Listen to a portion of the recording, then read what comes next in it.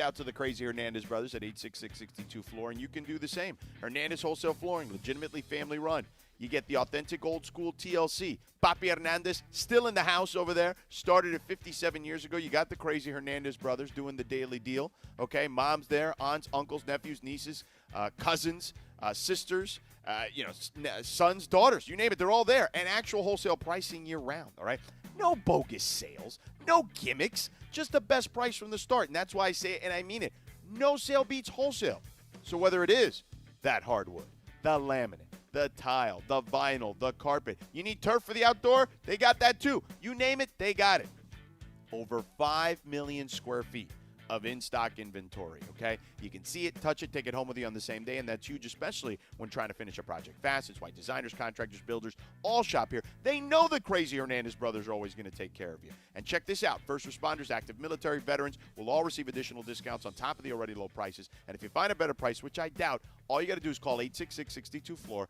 Ask for the crazy Hernandez brothers. Tell them the square footage you got. Tell them the price that they're giving you somewhere else. And they'll match it. No questions asked. So head down to Hernandez Wholesale Flooring, the OG location in Commerce. Orange County, they got you taken care of in Santa Ana. Call them at 866-62 Floor. That's 866-62 Floor. No games, no gimmicks, just the best price in town year-round because no sale beats wholesale. Check them out on the web, hernandezwholesaleflooring.net. That's hernandezwholesaleflooring.net. Or call them at 866-62 Floor. Thank you, Sedano. 747. Good morning. The Sedano and Kap Morning Show on a wacky Wednesday. Okay, Mongrels, I want a morning roll call coming up at 8 o'clock. When Sedano goes into the YouTube chat, we're going to load up those lines with Lakers fans that are saying yay or nay on what we've been talking about all morning or something like that. I don't know. Sedano and Kap Morning Show back in 3 minutes from right now. The Sedano and Kap Morning Show. We'd like to thank our founding partner, LAX, Los Angeles International Airport, where change is in the air. Learn more at lawa.org/ESPN. This is the Sedano and Kap Morning Show. Hey, it's Travis. Join us as we broadcast live on Wednesday, October 22nd from 3 to 6 p.m. at Legends Attic in Claremont for the ultimate autograph event for Dodger fans. Superstar and fan favorite Yasiel Puig will be there, along with World Series champion Mickey Hatcher. Plus, Oral Hershiser will be hosting special guests, giveaways, and showcasing the amazing sports art of Dave Hobrick. Meet Yasiel Puig and Mickey Hatcher. Get your tickets now at legendsattic.com. See you Wednesday, October 22nd at Legends Attic in Claremont. Park, party, and play at Hollywood Park Casino, LA's hottest card room. Pre-game with friends on game days inside Century Bar and Grill and enjoy daily lunch specials or catch up over a late-night dinner. Step into Ray's Lounge and enjoy live music, DJs on the weekends, and savory crafted cocktails. The only spot where you can park, party, and play 24/7. Hollywood Park Casino now open. Located next to the Forum at SoFi Stadium and the all-new Intuit Dome. For more info, go to playhpc.com or follow them at playhpc. Must be 21 plus to enter. The Dodgers.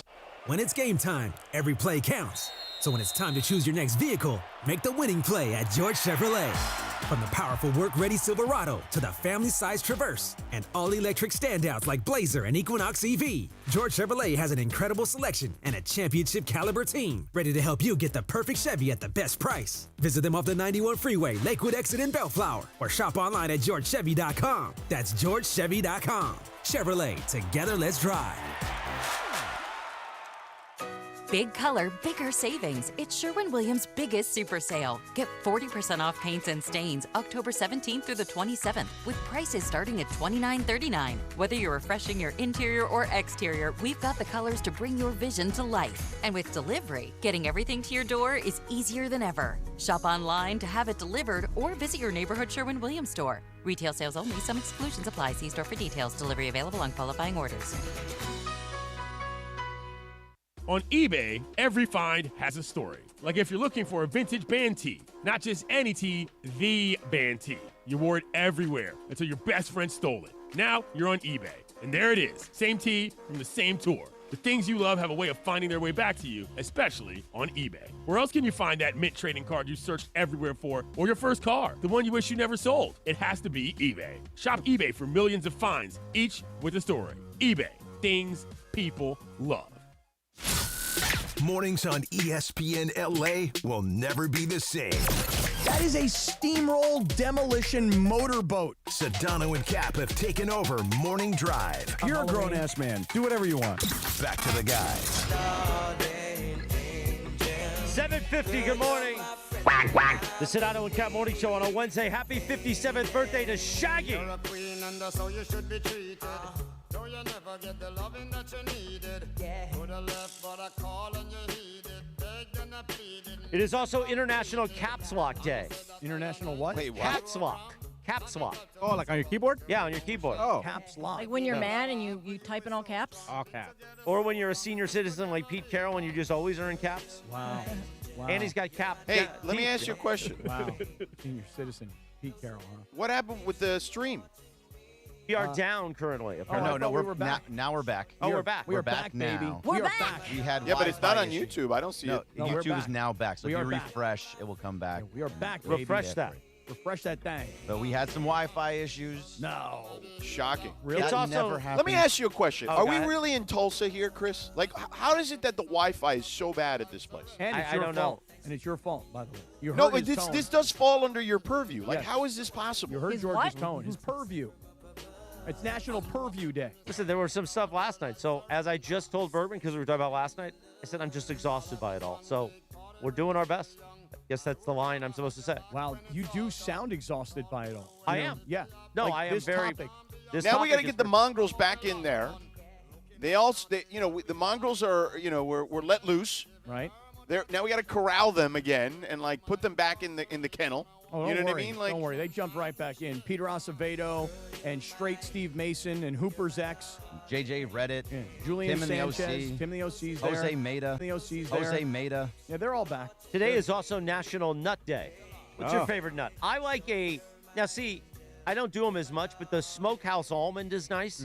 A little salty for these days, but once in a while I'll treat myself. So now I'll just go raw almond. Raw almonds, good. Yeah, raw almond. No is just salt. Nice. No Going salt. raw, huh? Very nice. Yeah, you just go raw. That's my favorite Natural nut almond. on Okay. National Nut Day.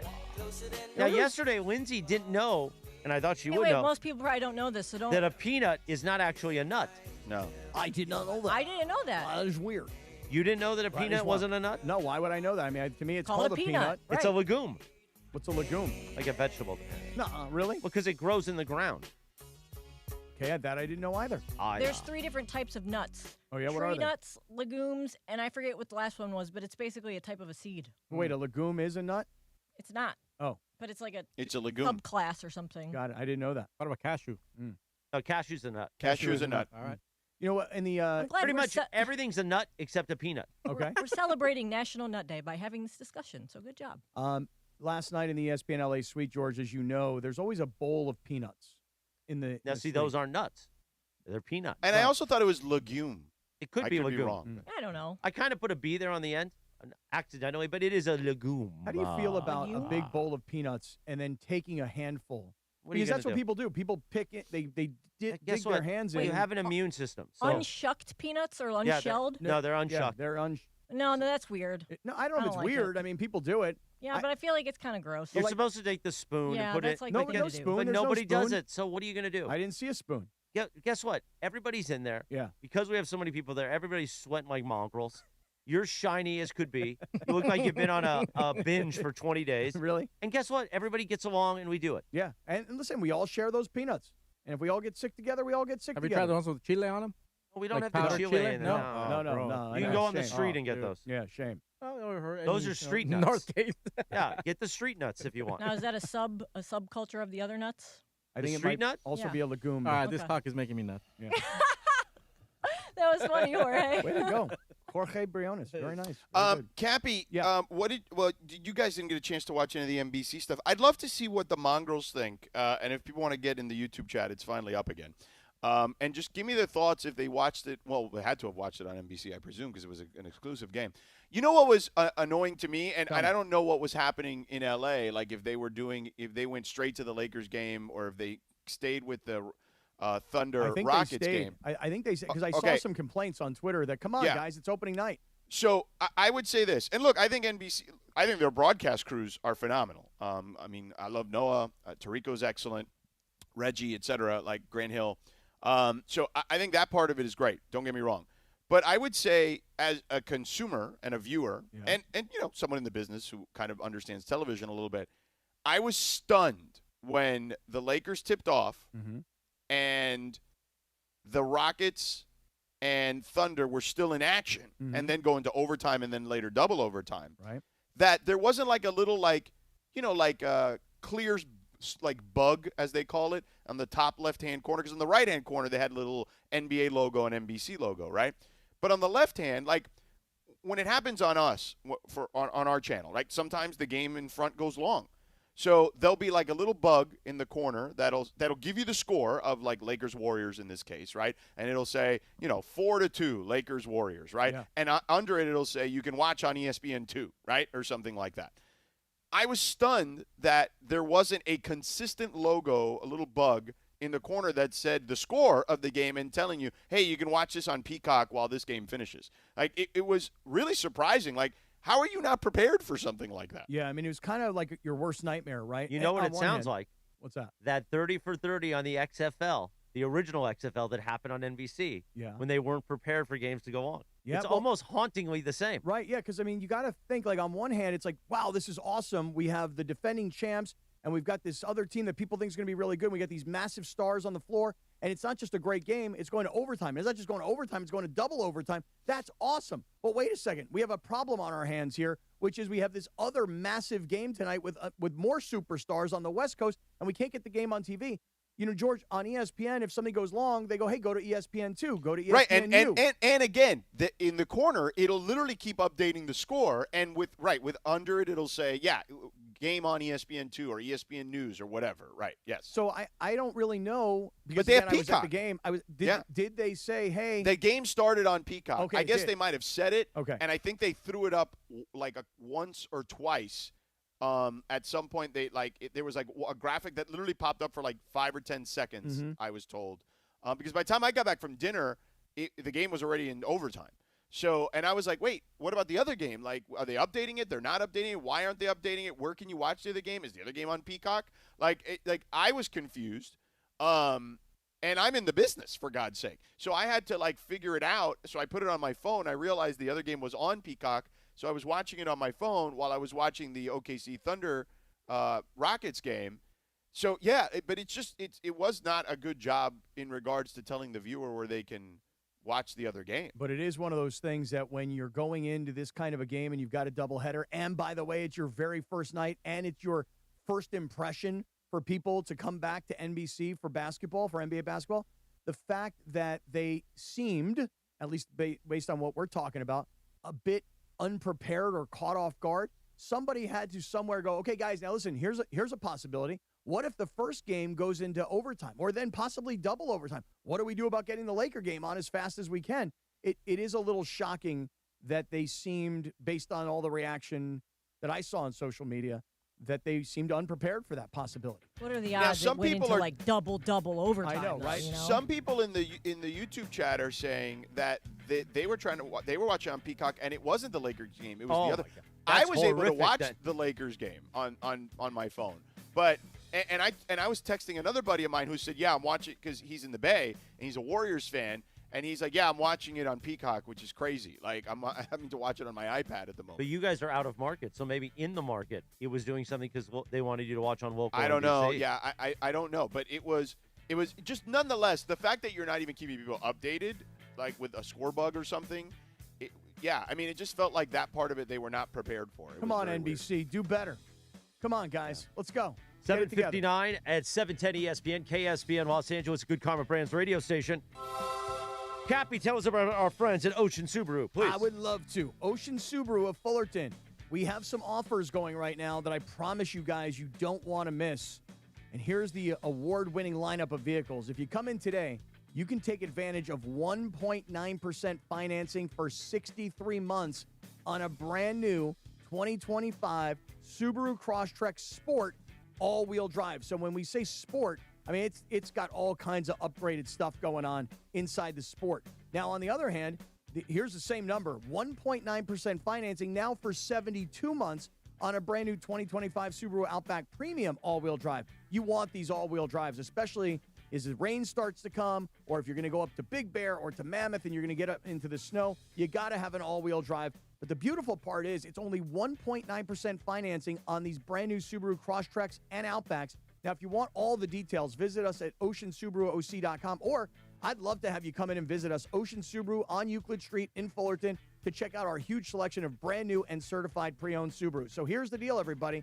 You got two phenomenal deals, 1.9% financing on the Subaru Crosstrek Sport all-wheel drive and 1.9% financing on the brand new 2025 Subaru Outback Premium all-wheel drive. Ocean Subaru of Fullerton. Everybody get on down there and visit my guy Omar and get yourself into a brand new Subaru. 801, here we go, Mongrels. 877-710-ESPN. 877-710-ESPN. Sedano's going to go in the YouTube chat, and we're going to take your calls. Your reaction to Lakers game night. Lakers game 1, opening night. Right now on the phones. The morning roll calls next on the Sedano and Cap Morning Show. The Sedano and Cap Morning Show. We'd like to thank our founding partner, Avner Gatt, your trusted Los Angeles public adjuster. Call Avner directly at 818-917-5256 for help with your insurance claim. This is the Sedano and Cap Morning Show. Hey guys, Cappy here. When disaster strikes, you expect your insurance company to be there for you, but often they look for ways to underpay your claim. If you're feeling abandoned, pushed to use low-rated contractors, or ignored after years of loyalty, we protect homeowners from the games and fine print that insurance companies are known for. Contact Avner Gatt, one of California's largest public adjusting firms. Visit avnergatt.com or call 818-917-5256. With a team that has the industry's know-how, including experience from the insurance side, Avner Gatt is ready to fight for you. With over 20 years of experience, they offer a free initial consultation and have the largest network of experts to evaluate your damages. Remember, size, experience, and expertise matter. Don't let your insurance company leave you in the dark. Call Avner Gatt, 818-917-5256, or visit avnergatt.com today. Avner Gatt, your claim, our game. Jeff Dunham, Artificial Intelligence, his all-new tour. Just don't have. You're the other white meat. RJ, how can you be so smart on one hand and so stupid on the other? Well, you're half of it. I realize I could have avoided all this years ago with one simple word. I do not. Silence! Saturday, October 25th, Fantasy Springs Resort Casino. Tickets on sale now at jeffdunham.com. Don't miss Jeff Dunham. Herbert. This Veterans Day, ESPN and National University want you to nominate a hero for the Stories of Service sweepstakes. Share a photo of your veteran on Instagram and tell us how they make an impact in your community. Tag at ESPN Los Angeles and use hashtag Stories of Service for your veteran's chance to win a VIP Crypto.com experience and share their story live with Mason and Ireland. Thanks to veteran-founded National University. Choose from 150-plus programs, earn credit for prior experience, and explore tuition discounts at nu.edu. Morning Roll Call, we're back in 90 seconds from right now. What's going on? It's Bethel Duran, and I love rolling around in my Toyota. Tacoma, to be exact, and right now, it's Trucktober. If you're in the 818, go check out the All-Stars at Northridge Toyota. In the 626, it's all about Wondries Toyota. And right now, Trucktober is here for you. Lease a brand new 2025 Tacoma for just $164 a month or 36 months plus tax. Northridge Toyota or Wondries Toyota. Serving all of SoCal sports fans, they make it easy. Lease excludes tax, title, license, registration fees, and dealer options and changes. $59.99 cash or trade equity down. Expires 10/31/25. Oh, no. Actual price will depend on product and subscription plan. Featured products are compounded drug products, which the FDA does not approve or verify for safety, effectiveness, or quality. Prescription products require an online consultation with a healthcare provider who will determine if appropriate. See website for details, restrictions, and important safety information. Want a boost in and out of the bedroom? Hims has you covered. Introducing a new 2-in-1 approach to level up your game. Tadalafil for better bedroom performance and zinc for testosterone support. Put it all together and you've got what you need to turn things all the way up. Getting started is simple. Just go to hims.com/joy to start your free online visit. Through Hims, you can access ED treatments, including pills, chews, and more. 100% online. No office visits, no pharmacy lines. Just fill out a simple intake form and a licensed medical provider will determine if treatment's right for you. If prescribed, it ships free and discreetly to your door. Find affordable treatment options at up to 95% less than brand names at hims.com/joy. That's hims.com/joy, HIMS.com/JOY. Hi, it's LeBron. The Lakers play here. 710 ESPN. KSPN, Los Angeles. A Good Karma Brands radio station. You're hanging out with the Sedano and Kap Morning Show. The balance of how you drive me crazy and also make me laugh hilariously is like the perfect balance. See that? Perfect balance. Yeah. Perfect balance. Yeah. Back to Sedano and Kap. 8:06, good morning. The Sedano and Kap Morning Show on a wacky Wednesday. On this day in 1992, the number one R&B song, MJB. Mary J. Blige, Real Love, Cappy. Yeah. All right, morning roll call time. Who's it brought to you by, Cappy?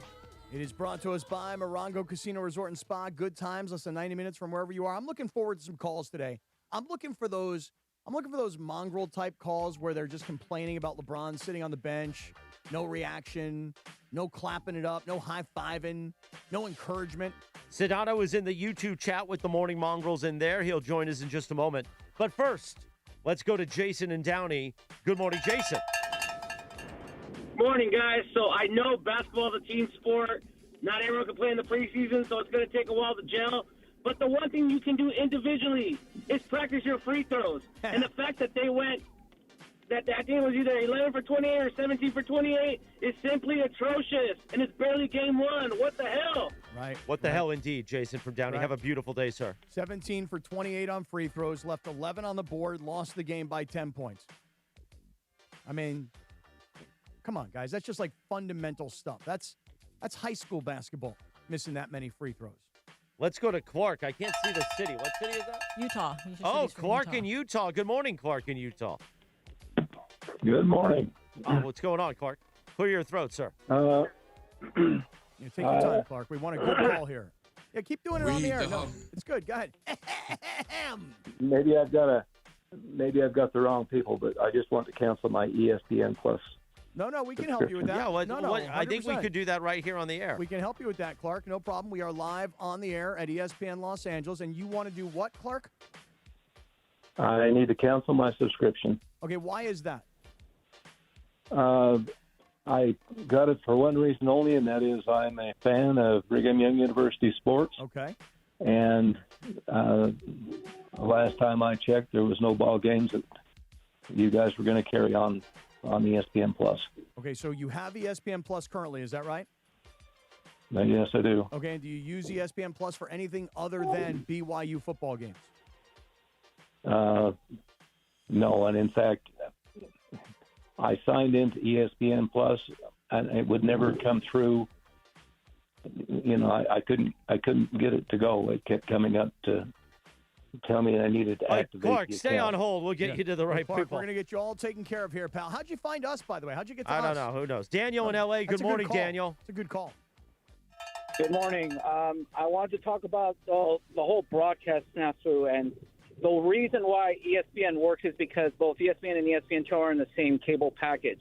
Meanwhile, NBC is free over the air, but when you're asked to go to Peacock to watch the first half of the Lakers game, you have to pay for a subscription or pay for a free trial, and a lot of people are actually bootleg streaming because they don't want to pay $15 a month just to watch half of basketball. That was the insane thing about Peacock. There was no indicator on the scorebook, and you have to pay a subscription to see one half of Lakers basketball. That's why I appreciate the NFL more, because at least if, I don't know, the Eagles or Giants first game of a doubleheader involving the Rams the second game, if the Eagles-Giants goes double overtime, at least you're saying, okay, we're going to, if you live in the Los Angeles area, you're going to see the Rams game in full. I appreciate the NFL even more now because of what happened with NBC yesterday. That's a good job, All right, Daniel. here's a man complaining about TV. Thank you for insight. And Hopefully the YouTube chat has been better this morning, George. I'll give you credit on this one. You were right. That was not a good bet. Well, but the guy who calls from Utah, and I don't know how he But gets that was connected to actually us. that could have been funny. That could have been funny. That's why I took it. And It could have been. It was not. But then I felt, well, I couldn't tell if he was serious or Oh, not. he was dead serious. And He then, was dead serious. And then Like I once- thought for a second it was a bit, and then Yeah. I realized very quickly it was not. well, because he called right after the other guy who was complaining about watching the game and having the game be hard to watch. And I was like, oh, maybe that's what he means by it. But what a weird thing that the guy's in Utah and he calls and somehow gets like, hey, let me find this one, 877-710 ESPN. Yeah, dude, I got to cancel my subscription. Like I'm like I wanted to dig in a little bit more because I really wanted to find out if I could sell him on keeping his Agreed. subscription. But then I felt bad based on like just his demeanor and everything. He seemed you very did- defeated. Yeah, it didn't. It wasn't flying into a great bit. It would make us more look like bullies than anything else. Oh, really? So that's why we Well, put him on hold and I got him agree real with out. Grant. I see. I said this in real time in the YouTube chat, and when I was with the Mongrels, What'd and you say? Grant also says the same thing. The Clark bit was a layup, and you guys didn't capitalize. Okay, well, guess I what? agree. I think the first hour was all bits. So I agree. And we capitalized on all of them. I thought. But let me know when Grant in LA where I can listen to his show every day. Grant, where do we hear your show? Oh, pal? look at that. Caffeinated Chris is Yeah. back. No, it's just like Do we got to reset the counter, Jorge? But, Yeah. but rather than get upset with Grant, Christopher, why not? Why get can't you upset just with take, George? constructive feedback? Right, because George here's the thought- thing: if thought we it was keep, good. I Clark- thought the same thing. I if said we it. keep Clark on for 5 minutes of him rambling about he doesn't, and then we just go, okay, that was funny, haha. Aren't we bullying But him? he could have been fired up. Like, I thought maybe it was like, I don't want to watch the Lakers. I'm canceling my ESPN because they're so bad I don't want to watch them. Like, that's kind of where I thought it was going. We let it go for literally 90 seconds. Right, but at the end of it, perhaps I might have said something to him like, well, hey, listen, I'm really sorry to say that you called the wrong number. I did give him the right one for what it's worth. You know. Yeah. I did. Yeah. Oh, you did? Yeah. So we let it go for 90 seconds. You're such so, a nice okay. person. Well, I mean, yeah. He didn't sound that helpless when he first called. Yeah, I mean, Morales, you had the open shot, and you passed it up. I chose not to be a bully to an older man who obviously You wanted of all help. people. I know, really. So yeah. Emily just texted me, says the Utah guy was a great bit. LOL. People call all the time to cancel their ESPN Plus to this number, apparently. Well, her show, Mason and Ireland, are full of old people calling, so that's good. Well, wait a second. Why? But you don't want to bully the old guy from Utah, which I didn't think it was bullying. But yet you'll. But you bully Mason and Ireland. Mason and Ireland are very, very highly compensated, and Pete Carroll makes millions of dollars. Okay, I just want to say you'll bully the So old if, guy in if, Vegas. if Clark sends me his W-2 and he makes millions of dollars, then I'll go after him You got for an him his entire hour. W2. Oh, my lives in God. Utah. I mean, Chris, it's pretty. He could own an entire like farm, you know. You never know. It's not that serious. Like it would have been 2 minutes. You blew it. It's okay. Well, why didn't you jump back on and take it over? Well, I couldn't jump back on. Wasn't I wasn't I down anyway? You were potted up the Here's whole another time. question. Why didn't you trust me? I had that thing going. I man. think Cappy was rolling. I agree. gave you 90 seconds. Well, the first 30 seconds were him clearing his throat. Which was funny. Right, right. Which, by the way, That was funny. like I literally, I put in the Mongrel chat, in the YouTube chat, and you can join us there now because the YouTube is back up. I literally wrote. I said this Clark bit may actually save this failed segment. Well, then have Clark. Well, you have his number. We should call him back then. Give him a whole segment. No, I gave him the right one. He's on to us now. Okay. Macadaisical in the YouTube chat says, "Hey, I'd like to cancel my Amazon subscription. Can I do that here?" We got him right where we want him. Hey, real quick, let me tell people about LAX, Chris, and we can get back to the Lakers real quick. All right.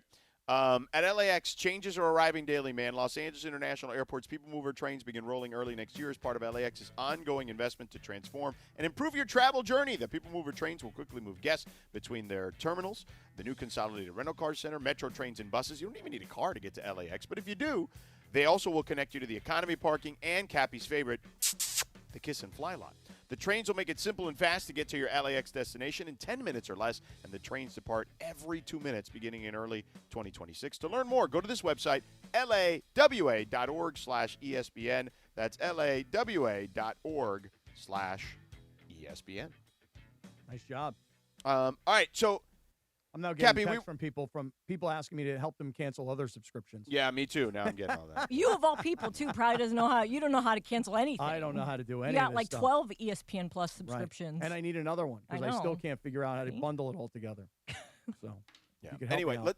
let's get back to the Lakers real quick. So, look, I just think ultimately, Cappy, Talk to me. LeBron is sitting there on the sideline, and yeah, you could say he was emotionless. I noticed that too. I was kind of curious as to why that was the tact he was taking, but was there anything really to feel great about at any point during that game is my question. No, probably not. But think about this: the third quarter, for whatever reason, this is an ongoing problem, and it's really, I got to say this right now, it's on JJ Redick. Okay, you're the coach. You're no longer a rookie coach. This is no longer your first game or your first season. It's on you. You had the whole offseason to try and analyze What is our problem in the third quarter? Why is it we're in games at half and we get blown out in the third quarter, and then we have to try and battle back in the fourth and use up every ounce of gas in our tank? It's on the coaching staff to figure out what their problem is in the third quarter. But to your point, why wasn't LeBron cheering them up, high-fiving them when they're coming off the court, giving them a little dap, suggesting some things, He just, I don't know. I don't really understand why a guy who has been so vocal for so long, who I always looked at on the sideline and went, well, he's doing the coaching right now. He's the one with the whiteboard. Why was he just sitting there, just unengaged, it seemed?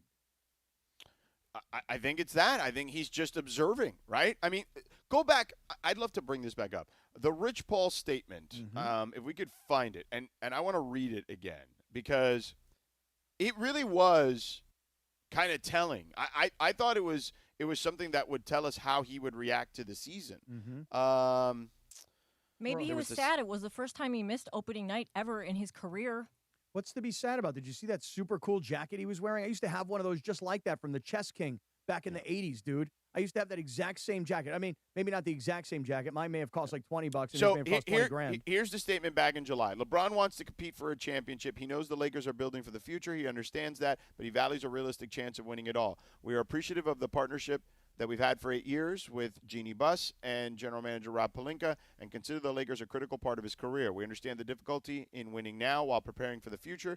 We do want to evaluate what's best for LeBron at this stage in his life and his career. He wants to make every season he has left count, and the Lakers understand that and are supportive of and want what's best for him. Yeah, like I don't think that his reaction or lack of reaction is anything more than what we're reading, what I just read to you right there.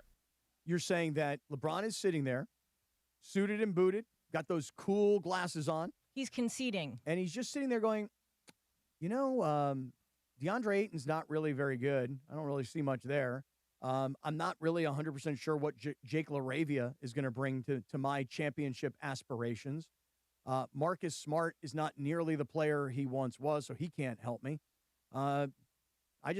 Gabe Vincent can't defend against Steph Curry, so forget about him. Do you really think that LeBron is just sitting there going, forget it, there's just nothing these guys can do? I can't play with these guys because they can't help me. So I don't know if I'd go that far, but I would say that he's probably looking at this team. I mean, he knows what a championship team looks like. Mm-hmm. You know what I mean? Like, and I'm sure there's part of him saying he's trying to do the calculus in his head. At this stage of my career, can I lift this team to the heights I need it to go to, right? To win a championship. And he's probably doing the math in his head. And I would imagine that's not an easy conversation that he's having in his mind, to be honest. But don't you think he had that conversation when he signed? Don't you think he had that conversation when he looked at the team in training camp? Well, what do you mean when he signed? What are you talking about? Well, I'm saying when he signed the 1-year deal that he's on right now. But when you mean when he opted in? He opted in. Excuse me. Right, but he opted in.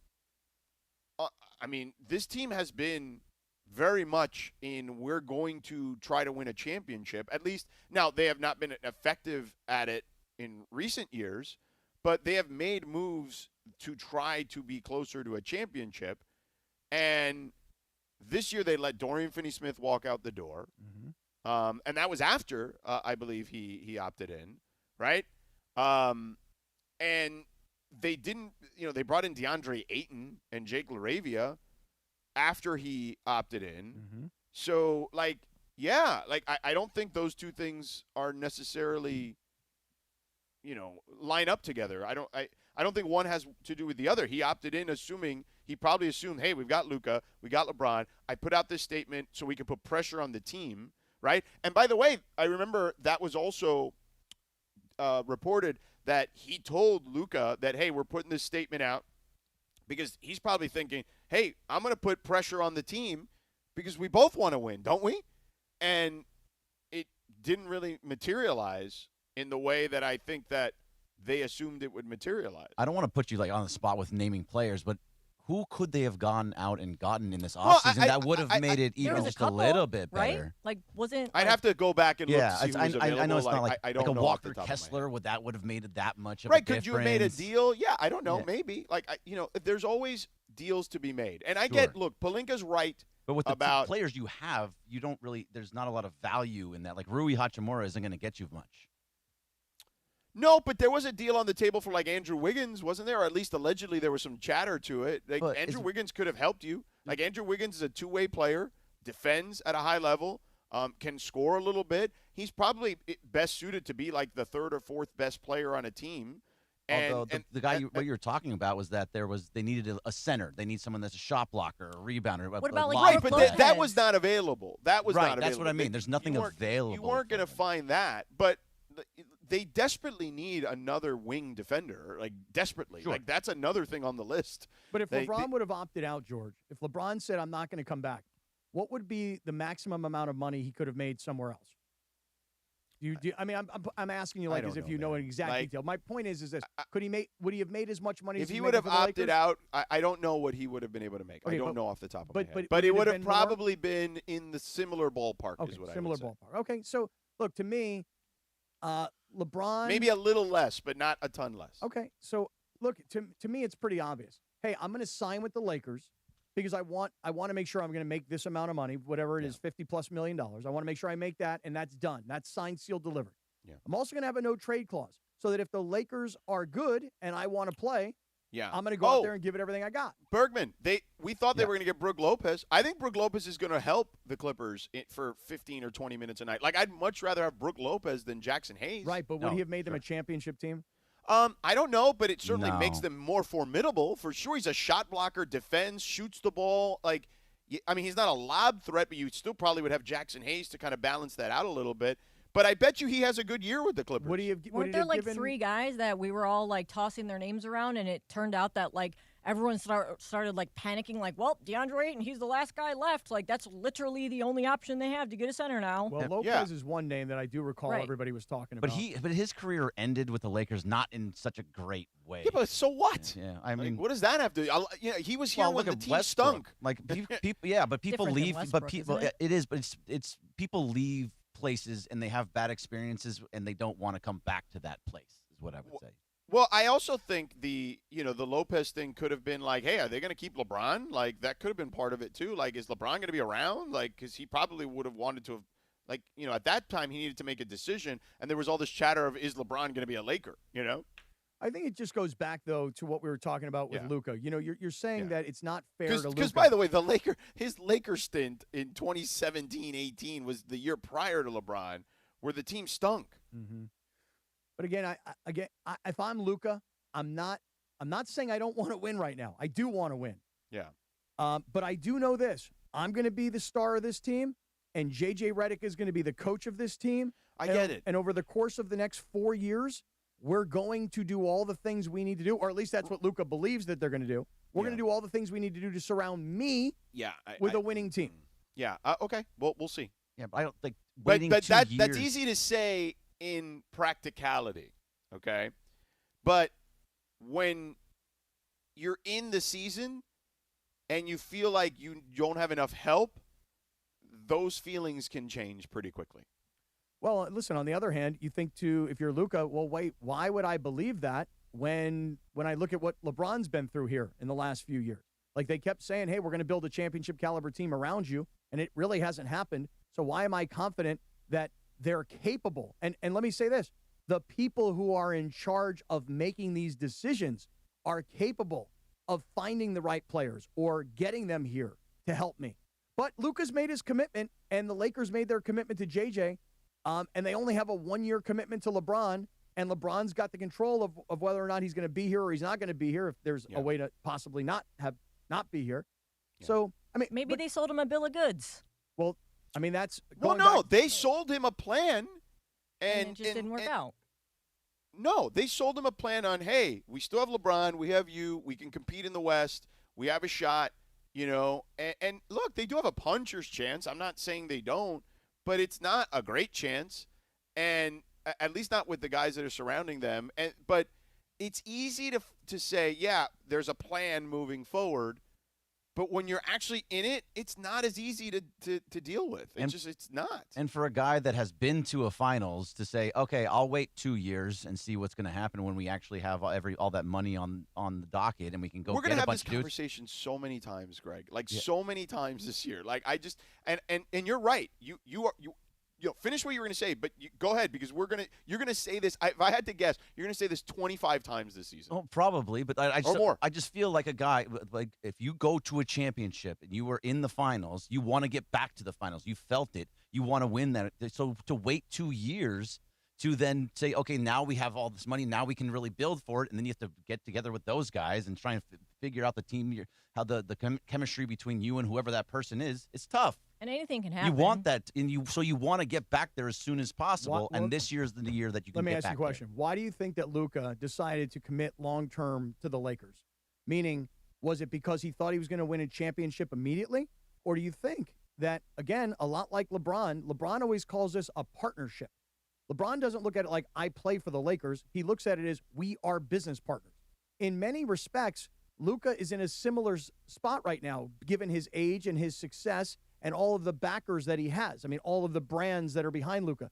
Don't you think that there was a lot of pressure, a business pressure, for Luka to sign with the Lakers more than there was a basketball pressure or a basketball How about belief? this? Let's ask Brian Windhorst since he's joining us next. Okay. How about that? Is Windy coming in yet? Yeah, he's here. He's across the. Oh, really? The other. Yeah, And we're going to talk Columbo, too. No Columbo. We'll get to Columbo later. He's going to be you here didn't want to in do the the YouTube. bit. No. You know what? You didn't want to do the bit with Clark. No Columbo. Okay, You I don't hear care. that? The black I really hand, don't care. The black hand is shutting you down. Can I just go to sleep then? Go ahead. We don't need Chris. We don't need you. All right, 8:26. Good morning.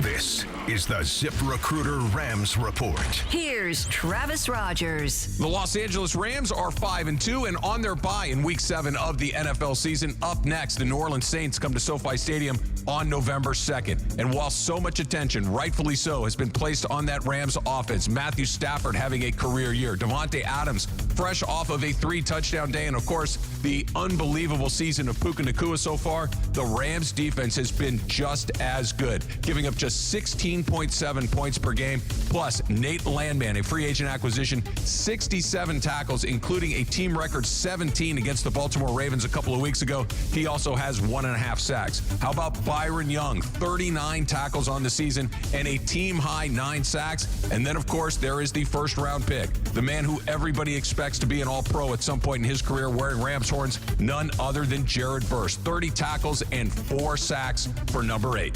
With Wednesday's Rams Report, I'm Travis Rogers. This is the ZipRecruiter Rams Report. Powered by ZipRecruiter. Looking for your next great hire? Try ZipRecruiter for free at ZipRecruiter.com/LA. You know that old saying, you can have it fast or you can have it good? When it comes to hiring, ZipRecruiter has put that saying to bed. Because with ZipRecruiter, when you need to hire someone fast, you get them fast and you get the best person for your job. ZipRecruiter's powerful matching technology immediately starts showing your job to the right candidates. Get in the end zone with ZipRecruiter, the smartest way to hire. Try it for free at ZipRecruiter.com/LA. That's ZipRecruiter.com/LA. Buenos dias.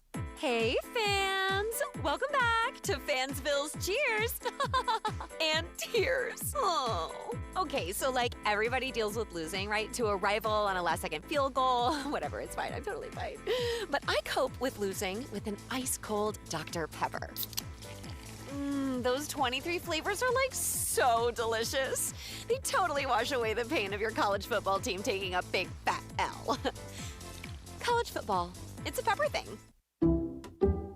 Some people just know you can save money on car insurance by checking Allstate first. Like you know to check if they're going for it on 4th down, before going to the concession stand. Yeah, give me 3 hot dogs, 2 jumbo touchdown, baby! What? Hey, buddy, you want cheese with those? Yeah, checking first is smart. No. So check Allstate first and see what you could save. You're in good hands with Allstate. Potential savings vary, including based on how you buy, subject to terms, conditions, and availability. Allstate North American Insurance Company and affiliates, Northbrook, Illinois. Pechanga Resort Casino is rewarding you on another level. Bring in a rewards card from one of 16 Southern California casinos and access exclusive benefits with Pechanga's Tier Status Match program. Qualified members can even win $25,000 club dollars. But hurry, this limited time offer ends December 31st and match statuses remain valid through January 31st, 2026. Open to new and existing Pechanga club members. Visit the club at Pechanga for more details. Must be 21 or older with valid ID. The Sedano and Kap Morning Show is on. We are such a bunch of weirdos that work at this radio station. Seriously. Sedano and Kap have taken over Morning Drive. Back to the guys. 8:30, good morning. The Sedano and Kap Morning Show on a Wednesday. Brian Windhorst is wrapping up with Riz and ESPN Cleveland right now. He's going to join us in just a moment. By the way, join Earl Hershiser and the DeMarco and Travis Afternoon Show live today from 3 to 6 p.m. at Legends Attic in Claremont, welcoming the Wild Horse. Yasiel Puig. Enjoy giveaways, special guests, and amazing art by Dave Horbreck at the ultimate sports fans destination. For more info, visit legendsattic.com. Cappy, on this day in 1988, the number one hit, Phil Collins, A Groovy Kind of Love. Cappy doesn't have his headphones on. So, Shinano, A Groovy Kind of Love. Love the catalog of Phil Collins. Yes. Now, the great Brian Windhorst, right. My Columbo BFF, even though we've been banned from talking about Columbo by Sedano. Yeah. That's okay. Brian Windhorst now joins us in studio. Well, the only reason you were banned to talking to Columbo is because we had the guy call in on the phone that wanted to cancel his ESPN Plus, which would have been hilarious to have on and talk to. And we did 90 seconds of it. And you cut it off early, and then you didn't trust Cappy. So we're I did not trust Cappy. So we are taking away Columbo talk from you. You are being punished. Yes. Well, it's really a punishment to Brian too, because he loves Columbo like I love Columbo. Yeah, That's well, the all. good news is that the reason I had my headphones off is because Brian and I were exchanging pleasantries. Were you chopping it up? We were, as a matter of fact. And one thing that came from that conversation was, you know, we're going to get a lot of Brian Windhorst this basketball season. And it's kind of like last night. I'm walking around the arena and I'm talking to all the ushers and I'm saying, hey, happy opening night, happy opening night. And so now, today, the day after opening night, George, Windy is in studio, and we're going to get a lot of Brian Windhorst because he told me this. Yeah. This is the show of record in all of sports radio, all across the country. This is his favorite show. Isn't that what you said, Brian? I did, although I'm not hearing George. Okay, well, we're going to turn up your volume. Can you hear me now, Brian? We're going to turn up your volume. Some people dream of not being able to hear George. I agree. I agree. There's no question about that. That's true. And Brian and I were sitting here, George, lamenting the fact that we could do a whole segment, Cappy, of me just telling you what to ask Brian, and then you would sound really smart to Brian. That's a good idea. That's a very good idea. All right, start me off. Go ahead, because he still can't hear. So go ahead, let's try it out here. Is this one okay? Okay. All right, go ahead. So ask him, Cappy. Yep, okay. What did you get the sense?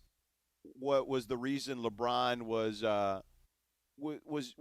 in? I guess the question would be, what was the way we described him earlier, LeBron, you and I, Cappy? Emotionless, right? Yeah. Why does Brian feel like LeBron seemed emotionless yesterday on the bench? That was something people were noticing. All right. Windy, let me ask you this. I heard him now. Oh, that's too bad. Okay. I was going to sound really smart. Great question, George. I have no freaking idea. Uh-huh. Yeah. I don't know.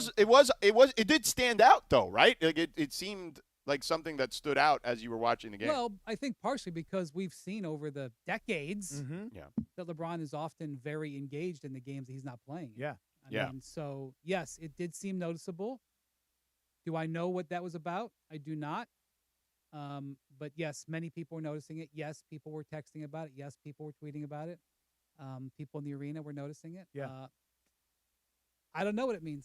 I know that, you know, LeBron's in a interesting spot in his career he's never been in before, but I can say that, but I also can't say that 1 + 1 = 2 there. I don't know why he was like that. For all I know, he was just trying to be zen. Okay, but let me ask you this. Describe, we all think, I think we know, but I would love for you to describe.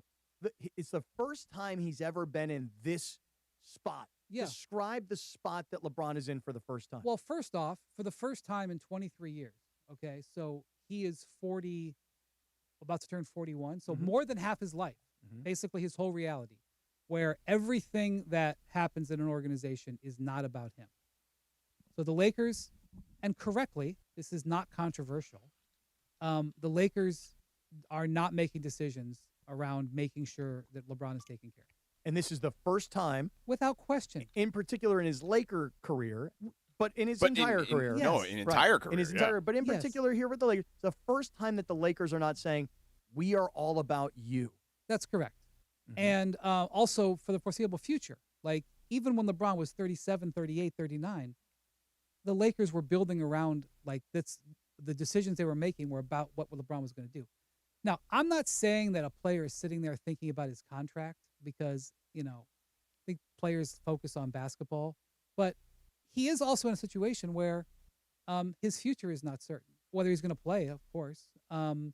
And I think one of the reasons why Rich Paul made those statements to Shams in the summer that he made is because LeBron realizes he's very, very close to the end, and it comes at the same time in which he's not the focus of the team whatsoever. So you're looking at a situation where a guy is in a state that he's never been in and also looking very much at his basketball mortality. Those two things are coming together. It's just not where LeBron's ever been. Yeah. LeBron didn't think at age 38, like, is this the end? This is my last year. Yeah. So that's all contributing to it. And I think that's one of the reasons why that comment was made. And one of the other things that we know about LeBron is that he wants to squeeze every last drop out of everything. He wants to make every last dime. He's interested in making money. Otherwise, he doesn't do that Hennessy commercial. I mean, there's 1,000 examples before that, but he wants every last dime. Yeah. Maybe not every last one, but he wants to maximize his earnings. Okay. He wants to maximize his career. Yeah. And so one of the things that he's been thinking about, and this is not sources said, this is what Rich Paul said and has not changed his opinion on, was that what the Lakers are looking at this season is very, very important to LeBron because it might be it. So that's the things that I know were in his head. I do not know what was in his head as he was watching that game. Yeah, I mean, George, I'll tell you this. In the early part of the game, this is like before the game tips off, Luka gets the mic at half court, and Luka addresses the crowd. Yeah. And to me, just symbolically speaking, the guy who is, it's my team, if you will, he's the guy that would address the crowd.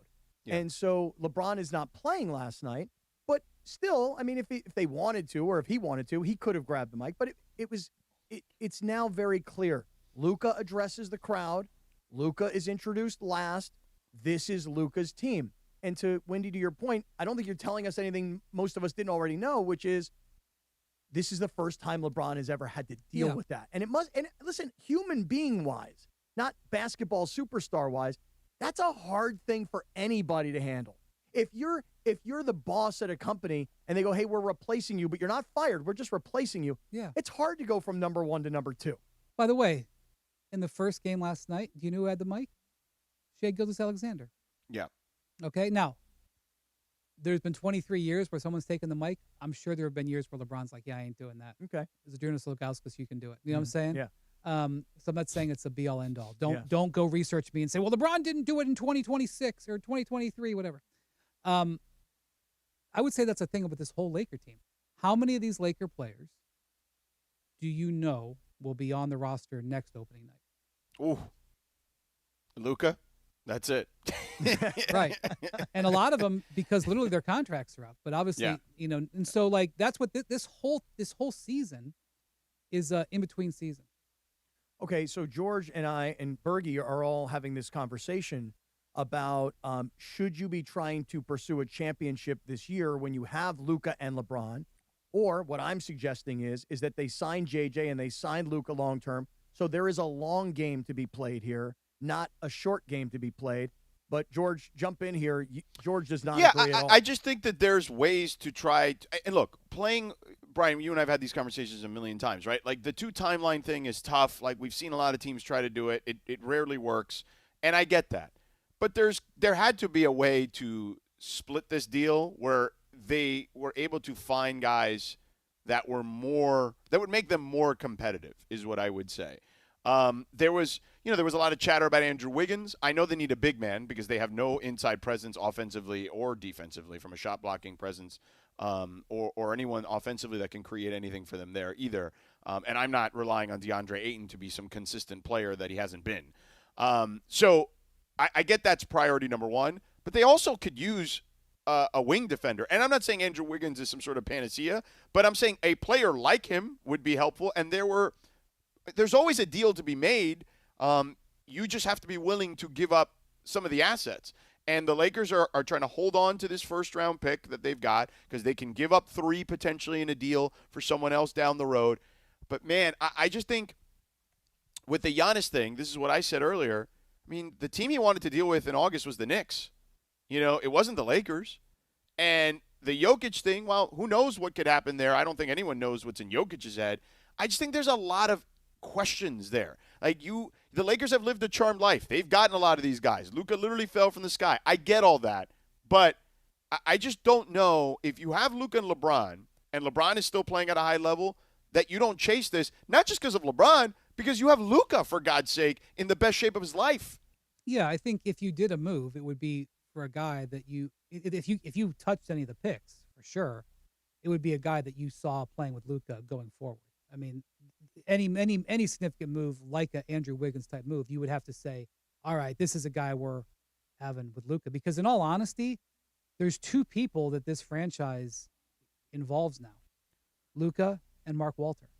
Right. So, Mark Walter will become the owner. He's going to do what he's going to do in terms of how he wants to set up the organization.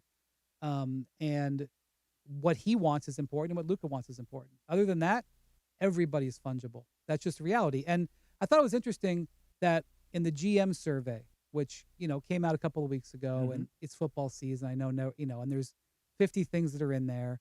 But one of the things that was interesting was that the GMs picked the Lakers to finish 7th in the West. And and I realize the difference between 7th and 3rd is not that much. It's not like they're going, oh my gosh, they're nowhere close to the Nuggets. The Lakers are way away from that. No, I realize it's close. But the reason that they picked them 7th, I believe, is that the GMs were not impressed with the Lakers summer. Now, the Lakers did a nice job getting a starting center for $6 million because that's what they spent. It wasn't that they got a guy who's going to the Hall of Fame. They had very little to spend, and they got a starting quality center. But if you're the GMs, you're saying, that's a guy that the other team cut. And you're looking at Marcus Smart, and you're going, that's a guy that 3 teams in the last 2 years have said, we're okay without. That's Boston, Memphis, and Washington. And again, Marcus Smart, for what they signed him for, I think they did pretty good in terms of what they spent and what they did. And they also, protect themselves. I mean, those guys have player options, but they didn't give them 4-year contracts. But the GMs looked at that and said, yeah, we're not super duper excited about that. Now, if you watch last night, Luka looked awesome. He looked amazing. And he is going to have an incredible season if he stays healthy. My God, is he going to score a lot of points. He could put up he didn't even have a good shooting game. I mean, his stats look good, but was he 2 of 10 on threes? It was not a good shooting game last night. He's going to have games where he gets hot on shooting, and he's going to have some 50-point games. You're looking at Luka going, wow, that's amazing. That's great. Austin was strong last night, and I think he's going to have a strong season.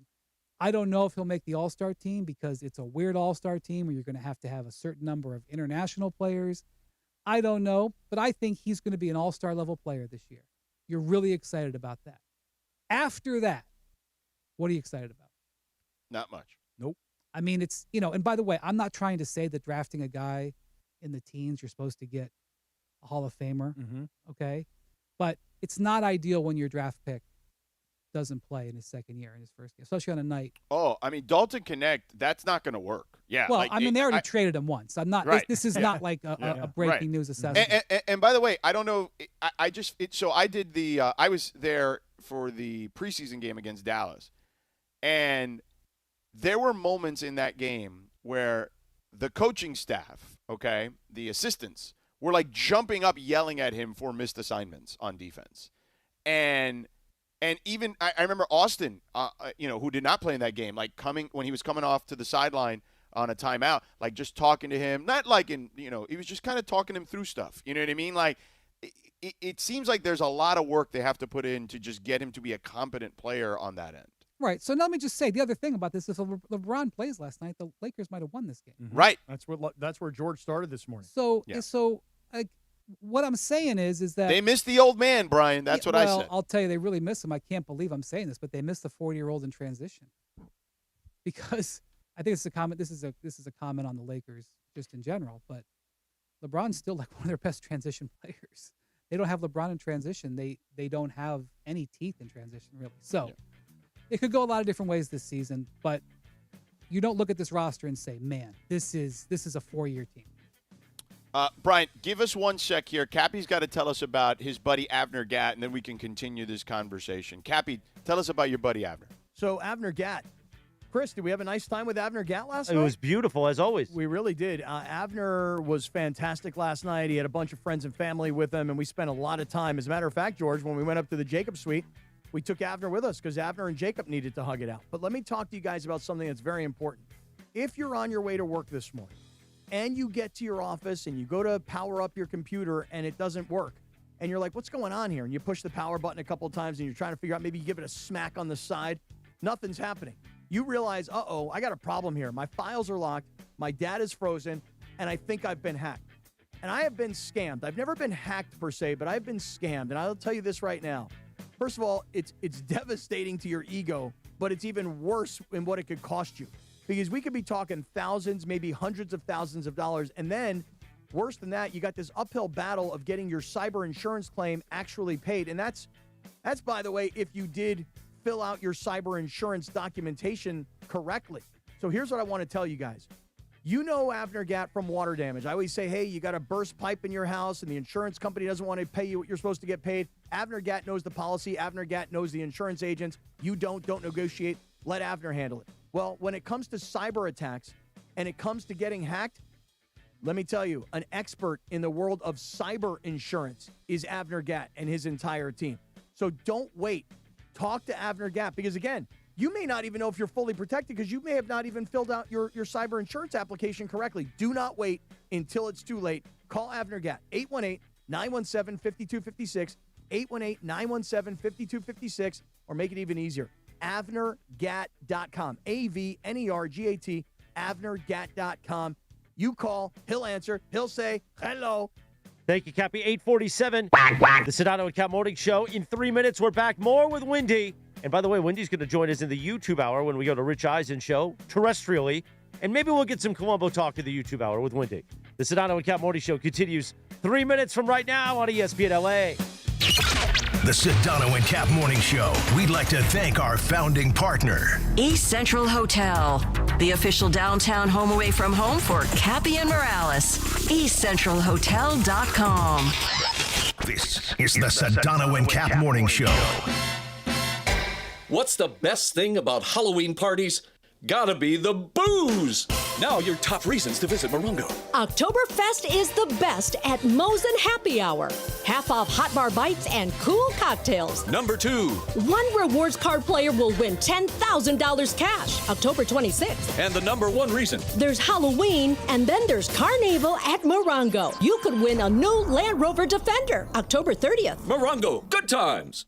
In a world where drivers pay too much and finding a new vehicle can feel like a struggle, it's Ocean Subaru of Fullerton. Take advantage of 1.9% financing for 63 months on a brand new 2025 Subaru Crosstrek Sport all-wheel drive, or 1.9% financing for 72 months on a brand new 2025 Subaru Outback Premium all-wheel drive. Approved credit through Subaru Motors Finance. On all buyers or vehicles qualify. Plus tax, tag, title, and dock fee. 0 security deposit. Offers do not combine and are not available on previous purchases. See dealer for complete details. Expires 10/31/2025. This show is sponsored by BetterHelp. BetterHelp therapists have helped over 5 million people worldwide on their mental health journeys. Moments in therapy like the right question, a safe space to cry, or a small win can change lives. This World Mental Health Day, we're celebrating the therapists who've helped millions of people take a big step forward. If you're ready to find the right therapist, our listeners get 10% off their first month. Call pound 250 and say the keyword timeout. That's keyword timeout after you call pound 250. Corazon. Hey guys, it's Sedano. Los Angeles International Airport's People Mover trains begin rolling early next year as part of LAX's ongoing investments to transform and improve your travel journey. The People Mover trains will quickly move guests between their terminals and our new consolidated rental car center, metro trains and buses, economy parking, and Kiss and Fly lot. The trains will make it simple and fast to get to your LAX destination in 10 minutes or less, and trains depart every 2 minutes beginning in early 2026. Learn more at lawa.org/ESPN.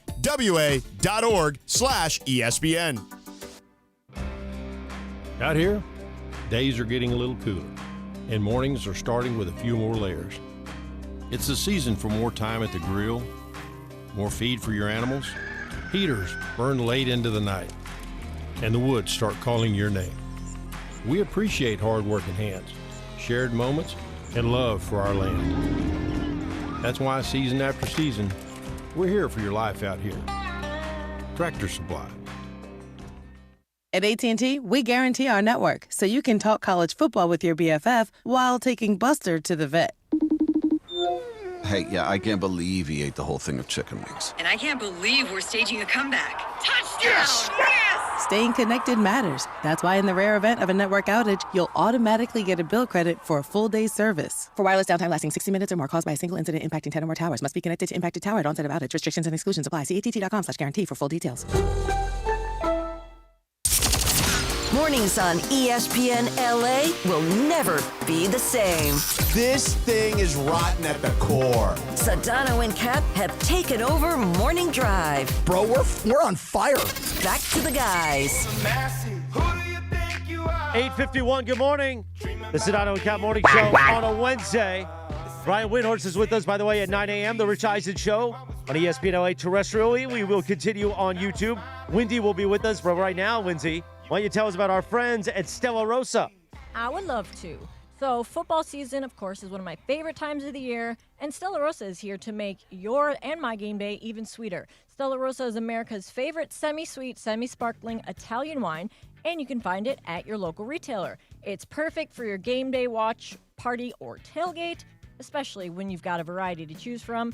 They've got a flavor for everyone, whether it's Stella Rosa Berry, Peach, or, class it up a little bit with some Stella Rosa Black Sparkling. Also, don't forget, Stella Rosa wants to take your game day to the next level. They want to give you the chance to win an unforgettable trip to one of the biggest college football games of the year right here in LA on January 1st. Tickets to the game, hotel accommodations, flights, ground transportation, and even some spending cash. All you got to do is enter at stellarosa.com/tailgate2025. Remember to celebrate responsibly. Must be 21 or older to enter. Thank you, Lindsay. We continue with the great, the legendary, the biggest Columbo fan right next to me, the great Brian Windhorst, Sedano. He's going to try and force it, George. He's going to force Columbo talk on us. He is. He's trying to force it. He is trying to will it to existence. He's like the LeVar Ball of Columbo talk. Never lost. Columbo never lost. He didn't. He didn't. He didn't. That is true. That is a fair assessment. So, Brian, we spent a lot about talking about LeBron and talking about Luka. You mentioned the Mark Walter part of this. Yeah. And you mentioned that everything's being run by Luka and Mark Walter, but we don't know a ton about kind of the inner workings of how that's transpiring with the Lakers organization at the moment. What do you know about how that works? Well, so I'll just point out. So the one thing the league is not really sure of is, what Jeannie Buss's role is going to be, because we've seen two owners in the last 5 years announce they were selling their teams, and then that they were going to still kind of run them. Yep. And then both times it didn't happen. That was Mark Cuban, right, and then Wick Rusbach. He was like, "Yeah, I'm going to still be the governor of the team after I sell it." And the NBA was like, "That's cool." You will not be. Yeah. Because one of the few immutable facts in the NBA, and really there are only a couple of immutable facts in the NBA, but one of the immutable facts is for each team there is one governor. Mm-hmm. There's no negotiation. And that governor is the person who has the quote-unquote control share. Yeah. So then the governor, at the end of the day, no matter what anybody wants to say and layers and press conferences and titles, the governor makes the decision. Yeah. As it should be. Mm-hmm. But there is one governor, one face, one final decision maker. Well, that's why everything you just said is why, in my opinion anyway, George, I don't know how you feel about it, it won't be long after Mark Walter does actually take over ownership of the team. It won't be long before Jeannie Buss is not the governor. Right, and Jeannie can definitely stay on as president, and she is beloved in L.A. and in the league. But when Mark Walter buys the team, based on repeated actions in the NBA, he will be the governor. Yep. And the decisions will get made. And more importantly, the team will be being funded by, TWG Global and, his operation. Mm-hmm. And you will see changes. Yeah. Well, and to that point, and we only have about a minute, and then we'll get into the YouTube hour. If you're Mark Walter and you are as wealthy and you have the backing like he does, and we see what he does with the Dodgers, I think a lot of fans probably hear what you're saying and they go, okay, well, then he'll take over, he'll be the governor, and they'll start to restaff the place, including the guy who makes the decisions about who's on the roster. What do you think about that? Well, he just got a contract extension. I understand, but the wealth means I'm not so worried about paying this guy out or buying him out. I got that kind of money. Yeah, but I think more importantly, the Lakers run a very small operation, and those days are about to come to an end. And that would be my point. Yeah. That those days are about to end. Yeah. That's right. Okay, well, we will continue this conversation over on YouTube. So Brian will stick around for a little bit. Join us there on the ESPN LA YouTube page. You can interact with the mongrels in there in the chat. And, of course, you can always listen to us on the ESPN LA app as well as terrestrially. Rich Eisen will join the programming momentarily, right, Christopher? Exactly right. Good morning. It is 8:56. Smile, suckers. You filthy mongrels. It's a Wednesday. And Brian Windhorst is here. How can you not smile at that? When pain keeps you from doing what you love, Hoag Orthopedic Institute gets you back to you. We are ranked number 18 in the nation and number 1 in Orange County for orthopedic and spine care by U.S. News & World Report. From the surf to the green, our world-class doctors are there, which is why more Californians choose Hoag Orthopedic Institute for orthopedic and spine care more than any other hospital. At Hoag Orthopedic Institute, there is no one better at getting you back to you. Proudly founded by premier physicians in partnership with Hoag. Learn more at HoagOrthopedicInstitute.com. Everyone knows Earl Hershiser has won numerous awards for his performance on the field. But off the field, he's a great humanitarian, a true friend and partner of mine, and a real bulldog when it comes to business. Baseball taught me to work hard and respect people. Rotolo Chevrolet does both, and that's why I joined the team. Rotolo Chevrolet has been Dealer of the Year for 12 straight years. Like Earl, we know something about winning. I believe they call that a dynasty. Come see what the fun is all about at Rotolo Chevrolet. Come out for a day of golf and fun and support the men and women who fight for our freedom. On Tuesday, November 11th, the Pacific Palms Resort in the City of Industry will play host to the 2025 Land of the Free Foundation Veterans Day Golf Classic. All proceeds from the tournament will go directly to the charities who support the men and women of our armed forces. For more info on the tournament, please visit landofthefreefoundation.org or call 562-833-4361. That's landofthefreefoundation.org. Waba Grill is an LA original, so we've got to keep it real. Real fresh with our Asian-inspired menu that's grilled to order every time. Pick me up and never put me down. Real quality with our marinated proteins like hormone-free chicken, ribeye steak, wild-caught salmon, and shrimp. Real flavors with our signature sauces from sweet and spicy to fiery hot. Download the Waba Rewards app today or order online at wabagrill.com. Waba Grill, keeping it real every day for you. Support comes from Clean Power Alliance, providing 3 million residents and businesses clean electricity options. Southern California is our home. It's the air we breathe, the sky we share, the communities that connect us. Every day we have the choice to make a change. On every road, with every light we turn on, we can choose clean energy. Together, we power potential. Change is electric. Learn more at cleanpoweralliance.org/changeIsElectric. He's coming. Here he goes. Surprise! Your table saw broke. Also, the warranty expired weeks ago, so you need to pay for a new one out of pocket. At Progressive, we know small business owners don't usually like surprises because they cost you money. But a good surprise that could save you money? Getting a commercial auto quote from Progressive. Oh, and the replacement part you ordered doesn't fit, so it's completely useless. What a waste. Surprise yourself. See if you can save in as little as 8 minutes at ProgressiveCommercial.com. Progressive Casualty Insurance Company and Affiliates. Harry Douglas here. Look, being a man doesn't mean skipping self-care. Manscaped makes it easy to feel confident, clean, and ready for anything. Whether you're at work, hitting the gym, traveling for business, or heading for a night out. The Lawnmower Trimmer gives you precision, the Beard Hedger keeps your look tight, and their grooming essentials smell incredible. Manscaped's tools are built to perform, helping you stay sharp, smooth, and feeling your best every single day. Because real confidence starts with a clean cut and the right gear. Get all the Manscaped products you need right now at your local Target. 710 ESPN, your home for the 17-time world champion Lakers. KSPN Los Angeles, a good karma brands radio station. Previously on the Sedano and Kap morning show. The great Noah Eagle from NBC Sports, Sedano. I mean, we've got our own Don Pardo here, Noah. I mean, that's what Chris Morales hears. He introduces us and introduces the guests every segment. It's great. Well, yeah, I was always under the impression, first of all, that Kap wore makeup to do this show. So that's the first place. I will be struggling to get the term Cappy Lappy now out of my head until game time. The Sedano and Kap morning show is on the air. As I walk around the court and I give the fans sort of that insight as to what's going on before the game, who are the big stars that are here, I stop by and I say hello. Be prepared. You will be getting a tap on the shoulder, and we will be sharing some love tonight at your booth, and you will make an appearance on the Cappy Lappy. That is what is called big for the brand right there. Absolutely massive. Love to hear it. The biggest show in ESPN LA history. A little sabor? Give me a freaking break. Yeah, I don't think people like being called hacks. You're the güero on the radio. Giant Mexican, horn section. Did you have me on your show to berate me? Is that what you're doing now? So, Morales, you're anti-Ben Brust in Milwaukee. I'm pro-Ben Brust.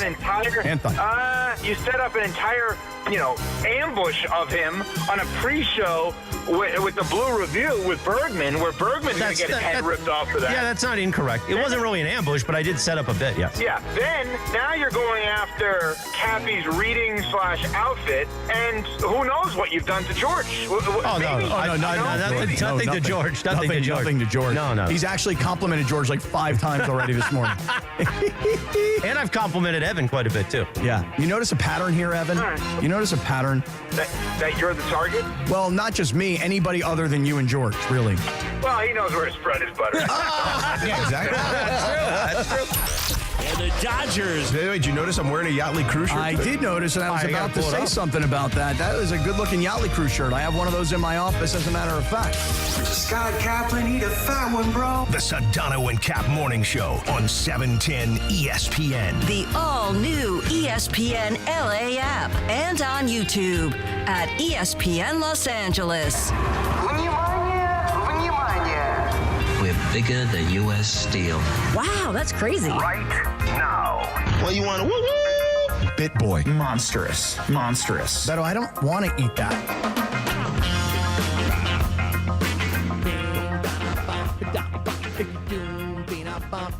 Now, Sedano, by the way, good morning, 9:02. The great Brian Windhorst is in it. It is a windy, wacky Wednesday. Windy Wednesday. Oh, there we go. Baby. Oh, my gosh. Now, Windy was complimenting the Saturday Night Live music we use, and here's the thing, that was all Sedano. You might think that Sedano could be a little stiff sometimes, Windy, but that was all Sedano. I loved that. I love that. I haven't watched Saturday Night Live in years, but I used to watch it. I know, and I sometimes I'll see like a musical guest or the host. I'll be like, hey, that looks really good, but Saturday night 11:30. I'm long gone. Me too. I am passed out. Yeah. By the way, my girlfriend always complains to me. She's like, I can't believe it's 10 o'clock and we're getting into bed on a Saturday night. I'm like, I actually want to wake up refreshed and feel good. Oh, she likes to party. Well, she just, like last week, I'll give you guys a quick example. Tell me if you have this issue, okay? Last week, we went to this event at 3 o'clock in the afternoon, and we were home at 9 o'clock at night. And she's like, we're getting into bed at 9 o'clock. And I go, we've been partying and drinking since 3 o'clock. Like, I said to her, I go, listen, if from 3 to 9, that's 6 hours, right? I'm like, what is she in college still? Well, like, what's wrong with you? I go, Rachel, if we went out at 8, we'd be coming home at 2. We just did it from 3 to 9. What does it matter when we're going to bed? I want to feel good the next day. Do you have this issue, Wendy? Look, I have an 8-year-old. He gets up at 7 o'clock, whether it's Sunday, whether it's July 4th, whether it's January 15th. So you can do whatever you want. Now, I know when he's 12, he'll sleep till noon. But right now, that kid is up at 7 a.m. So you make up your mind, because when his day starts, your day starts, okay? So unless you want to let him go watch the TV, which he would, gladly. So you make your decision when you want to go to bed. That's my reality. Yeah. Because you're going to be up at 7 at the latest. Yeah. I just kind of keep trying to say to her, I'm like, girlfriend, it's okay to go to bed 10 o'clock on a Saturday night and wake up Sunday morning and actually feel good and go exercise and eat right and then get ready for football. And then when I throw in the get ready for football, that's when I lose her. Yeah, I was going to say, your case just weakened. Cappy, it sounds like it's a lot of work. Are you getting up for the London games out here? Do you care that much? No, Not hell normally. no. I get up when I get up, and when the game's on, it's on. But, you know what I mean? but George will tell you, last Sunday, the Rams played the London game. So it was a 6:30 kickoff, and we all were like up and watching the game. Wow. Yeah. But when it's not your team, I don't ever watch the London games. Oh, yeah, I skip all that, yeah. But, George, relationships are a lot of work. Come on, pal. No, I get it, man. But, bro, it's like she's, Watch out, or she's going to have to find someone younger, Cap. Right? Yeah, I feel like you have this battle all the time about wanting Real to go talk. to bed early. Lindsay just brought real talk in there. The female perspective just came roaring in. She's gonna be like, "You're no fun anymore. I need to find me a pool boy." That is actually funny. Right? You she say needs a that. pool boy. It's funny you say that because I kind of feel like that. I'm like, well, do you think I'm not fun anymore? Because we used to go to bars until midnight, drinking and partying and dancing and having a great time. I'm like, I love that too, but right now, I don't want to do that right now. Tell her you're on these morning shows. Like, that's a major change to life. That's a whole thing, Brian. She's not really a fan of Cappy's like having to watch sports career. Well, no, that's not necessarily the case. Yet again, Lindsay brings in the female perspective. I'm just saying, like, Cappy, like, it's true. It sounds like Rachel is, like, unhappy about the fact that, A, like, you don't want to go out and party. She also gets mad when you guys do go out and you have your phone watching games.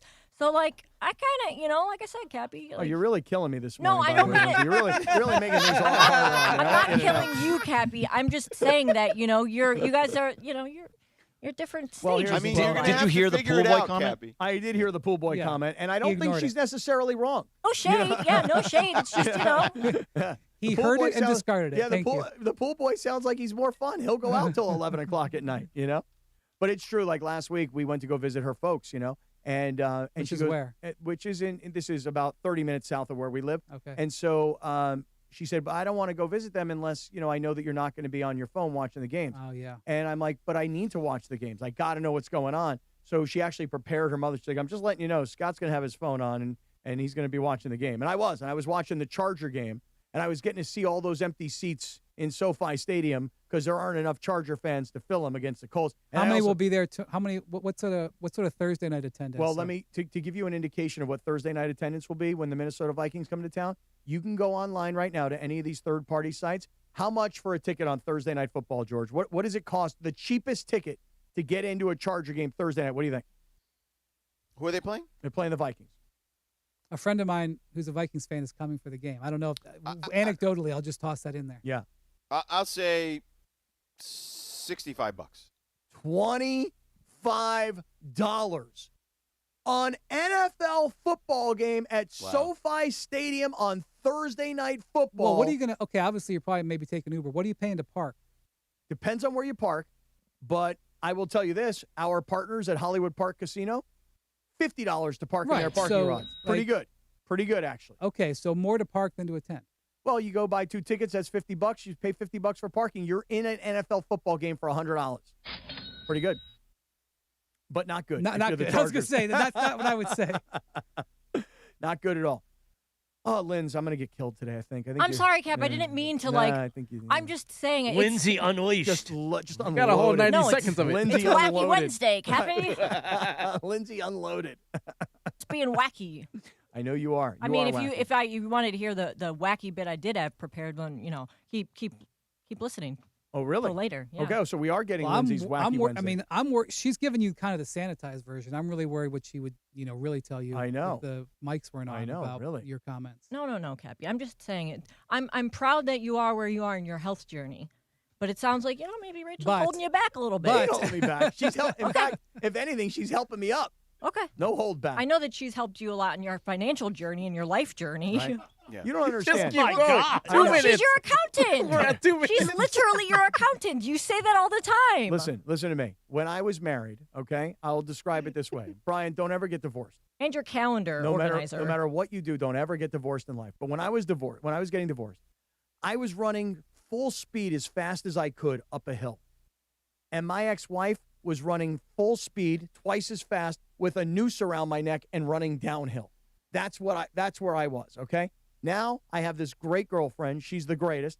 And we run up the hill together, okay? But when we run up the hill together, I'm watching football on my phone.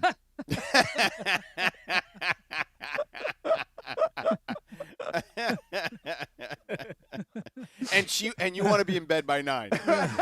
And she's still running up the hill while you're in bed. Yes. Yeah. So, Wendy, let's talk about running up the hill in the Western Conference here. And, you mentioned the GMs think the Lakers are a play-in team.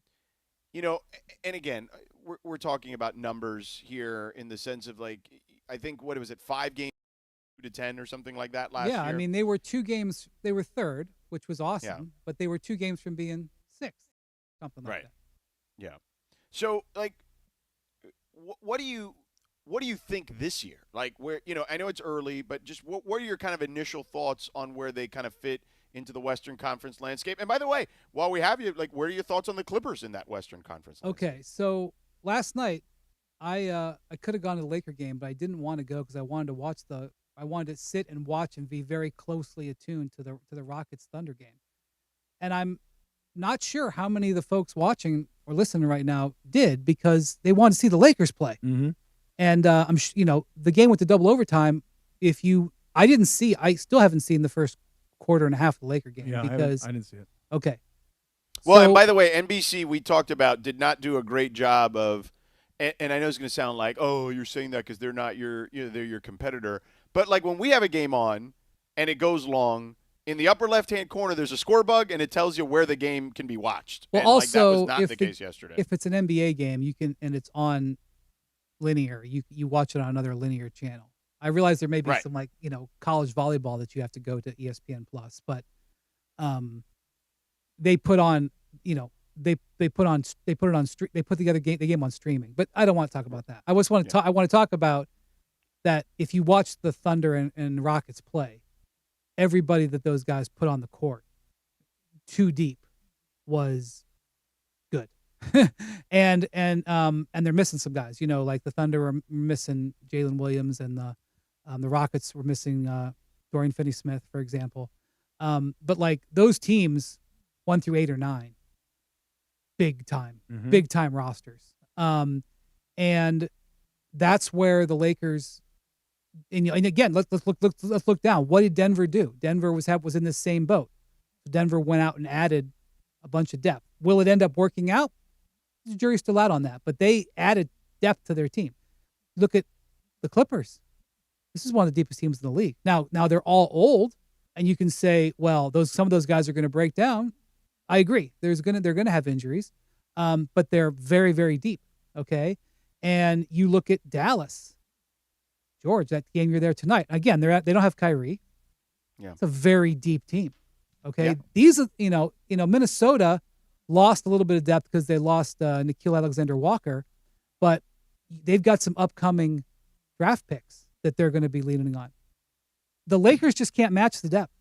They just okay, if Gabe Vincent, I understand why he started Gabe Vincent last night, because the Warriors play smaller, and Gabe had a great preseason, but he's a tough guy to rely on, And so, really what happened in the game last night, the Lakers made 9 fewer threes. You're just not going to win. Mm-hmm. You're not going to win that way. And look, Buddy Hield. 25%, by the way, from 3-point range. Right. They made 9 fewer threes, and Buddy Hield had a great game. By the way, there's going to be 12 to 14, 18 games a year where Buddy Hield's awesome, Mm-hmm. and that's probably going to be it. And that's why Buddy Hield's not become a star because he's, and you have a night where you're having a bad shooting night and Buddy Hield has a good shooting night, you're probably going to lose. They could play again tonight.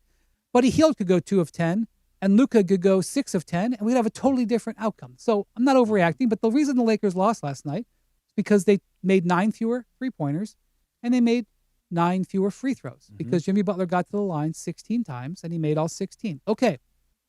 So, but how many times is that going to happen over the course of 82? And if really, how many times is it going to happen when LeBron's not in the lineup? And how many of those nights are you going to be playing a team that has better depth? Because that's what we're really judging here, right? We're judging, are the Lakers going to be a 47-win team or are they going to be a 51-win team? And this is what I'm talking about. And so when you look at the Western Conference, top-end talent, Luka and Austin shot 60% last night. Yeah. Between the two of them, what'd they score? 70 points? Like, let's see here. It's 68? 69 points. Okay. Yeah. Nice. Awesome. Good You job, like that, huh, George? Good job. That's awesome. But like, what about the other guys, especially when LeBron is out? That's my concern for the Lakers in the Western Conference. I think there's going to be a lot of nights where they're going to have enough, and Luka's and Austin are going to be awesome. And when LeBron comes back, they're going to. My concern is I don't think the Lakers' depth matches up with all those other teams that they want to compete with. Yeah, and I remember last year, George, during the finals, how we were talking about how Indiana and Oklahoma City do go so much deeper than the Lakers, and that they had like a full, complete team versus the Lakers who had like 2 guys. Right. And how 2 guys in this iteration of the NBA is no longer enough, and that even 5 guys is enough. It needs to be 8 or 9 guys. Yeah. And You so, know what? I mean, just We remember need- there was which game was it in Minnesota where JJ just wouldn't make a substitution? Yeah, played 5 it was guys in the entire Minnesota, half. so it was game 3. Yeah, I mean, he was speaking volumes with that. And so, did they get better? Maybe. No. Yeah. I don't- So I don't mean, think so. but I'm looking at those teams out there, and I'm looking at the moves that the Rockets made. They definitely got deeper. The Mavericks got deeper because they drafted Cooper Flagg. But like here's the thing. So I went back and looked at this. If you look at the Lakers draft picks for the last 5 years, first and second round, there's only been one of them, and there hasn't been too many picks because they traded them, but that that matters. There's only been one guy they've extended, I think, in the last 6 years. When I say extended, you drafted a guy, you developed him so well that you liked him, and you gave him another contract and said, this guy's a core player. Okay. It's Max Christie. Yep. Okay, which they traded, which is fine. They got him for Luka. I'm not debating that trade. I'm just saying part of what you need is to draft and develop guys so that they can be that depth. Go look at Houston. Go look at Oklahoma City. Even go look at Golden State. I know they haggled about Kuminga, but that was a guy they drafted, developed, and has now turned into a core piece. So those are all factors that that play into what the Lakers are fighting up against a little bit. I mean, listen, we don't. The worst case scenario was played out in what was it, Lindsay? Simulation 620. Yep. Is that what it was? Simulation 620. Brian, I'm sure you've seen, right? Yeah, The Kevin Pelton, story that he did. Yeah. Yeah. I don't remember what the Lakers came out on that. Oh, they were were not out of the good. playoff picture. Yeah. I think they were bad. Yeah, they were. It was not good. They didn't make the playoffs in that one. Well, that's again. I mean, and the West is GMs, crazy. The GMs looked at the Lake and like the GM survey is hardly a bastion of predictable dominance. Right, yeah. But I'm just saying, the GMs looked at it and said the Lakers were 7th, and so and the reason they did that is because I just don't think that they were that impressed with the Lakers offseason, because while they did a good job for what they spent, I don't think the GMs were like, wow, they really upgraded their team. You actually keep coming back to that sentence. So here's the thing, Cappy. You know what they need? Heart and soul guys? LeBron. Oh. They need LeBron. That would be helpful. They need LeBron. For as much as you want to get rid of him, and I say this, you shouldn't want to get rid of him because I don't know what the hell we're going to talk about when he's gone. But you're going to talk about Luka because he's awesome. He's necessary. Yeah, but Cappy, LeBron is a lightning rod. Cappy loves a good lightning rod on Sports Talk Like, for Radio. example, I mean, I loved LeBron last night sitting there emotionless. I loved it because people theorize about why would he be doing that. You know, we're not doing that with Luka. Right. He's the only guy where you get like play-by-play on like the way he smiled. Right. Like I've seen LeBron essentially say to Darvin Ham, I'm the coach. Step back, sucker. And then he takes the whiteboard and he starts drawing up plays, and everybody's listening to LeBron. Whereas now, and this is the way I look at it, again, and LeBron does add to this, it's like they extended JJ, they extended Luka. JJ may look at LeBron and be like, hey, man, I really appreciate you helping me get this job, but now I've got the job, and I've got it for a long time, and you're not going to be here for a lot of it. So rather than me having to run things through you, I do things on my own now. And look, that may have been true anyway, but then they traded for Luka. Like, it wasn't like last year the Lakers got in for their long-term planning, because I'm sure that they were thinking about selling, the two giant events in the Laker world for the last year where they sold the team and they traded for Luka. Jeannie and her family were talking about selling the team for a long time, okay? Mark Walter has been positioning to buy the team for a long time, okay? That's a long-term thing. Getting LeBron was a multi-year thing. They positioned themselves. They made the cap move. LeBron did they all lined up. Luka fell out of the sky. Yep. So everything, they're still positioning their roster to deal with the guy who fell out of the sky. But are they positioning their roster to deal with it long-term, not short-term? Well, I think what their actions are telling me is that they don't think many of these guys are long-term players, because if they did, they would have signed them to long-term contracts or done some stuff. Right. And then if you're Luka, don't you think that you're playing, hey, the post-LeBron game, these guys aren't going to be here, I'm going to be the guy, and we'll build. Again, you see, George and I disagree on this. Easier said than done. Like, yes, you could say that in August, right? But if you're 2 games under 500 in January, you're not going to feel the same way. Right, but what do you think is going to happen? Do you think that Luka's going to start complaining publicly like LeBron has? Is that what's going to happen? I mean, is that the downside? No, not publicly. I don't believe that to be the case. But he's signed, so what's the problem? Yeah, I mean, he knows the game plan, doesn't he? Luka is well aware of who's on the roster and what their contracts are. Like, for example, Rui Hachimura is extension eligible, where he was. I'm not sure. I don't know if the door is closed. If Rui Hachimura looked like he was the absolute ideal pick and roll, lob threat, lockdown defender partner to Luka, Rui Hachimura would be signed. Okay? But he's not. And so the Lakers, if the Lakers thought that LeBron and Luka could work together for 3 years, they would have got LeBron signed last summer. And by the way, I'm not arguing that you should sign a 40-year-old. I'm just saying if that's what they believe, their actions would be that they would sign it. They do think that JJ and Luka go together well. Do you know how I know? Because they signed them both. Yeah, so I'm a JJ. huge believer in the NBA in actions over words. And the actions of this team. Now, by the way, Austin doesn't qualify because Austin is limited to what he can sign for. And that's a whole nother story. So Austin is outside of this conversation. Everything else, everybody here on this roster is fungible. Everybody. Even Austin to a certain extent. But the reason they would have extended Austin if they could have. So that's a different story, but their actions indicate that they're not sure about any of these guys.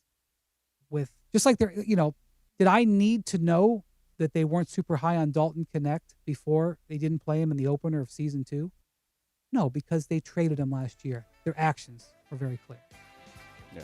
God, he's the Windy, best, isn't he? Don Pardo's back. He is. He's the best. Don Pardo's going to send you off. We know you have to go somewhere. Thank you for taking so much time with us. You are the man, Wendy. We love you. By the way, man.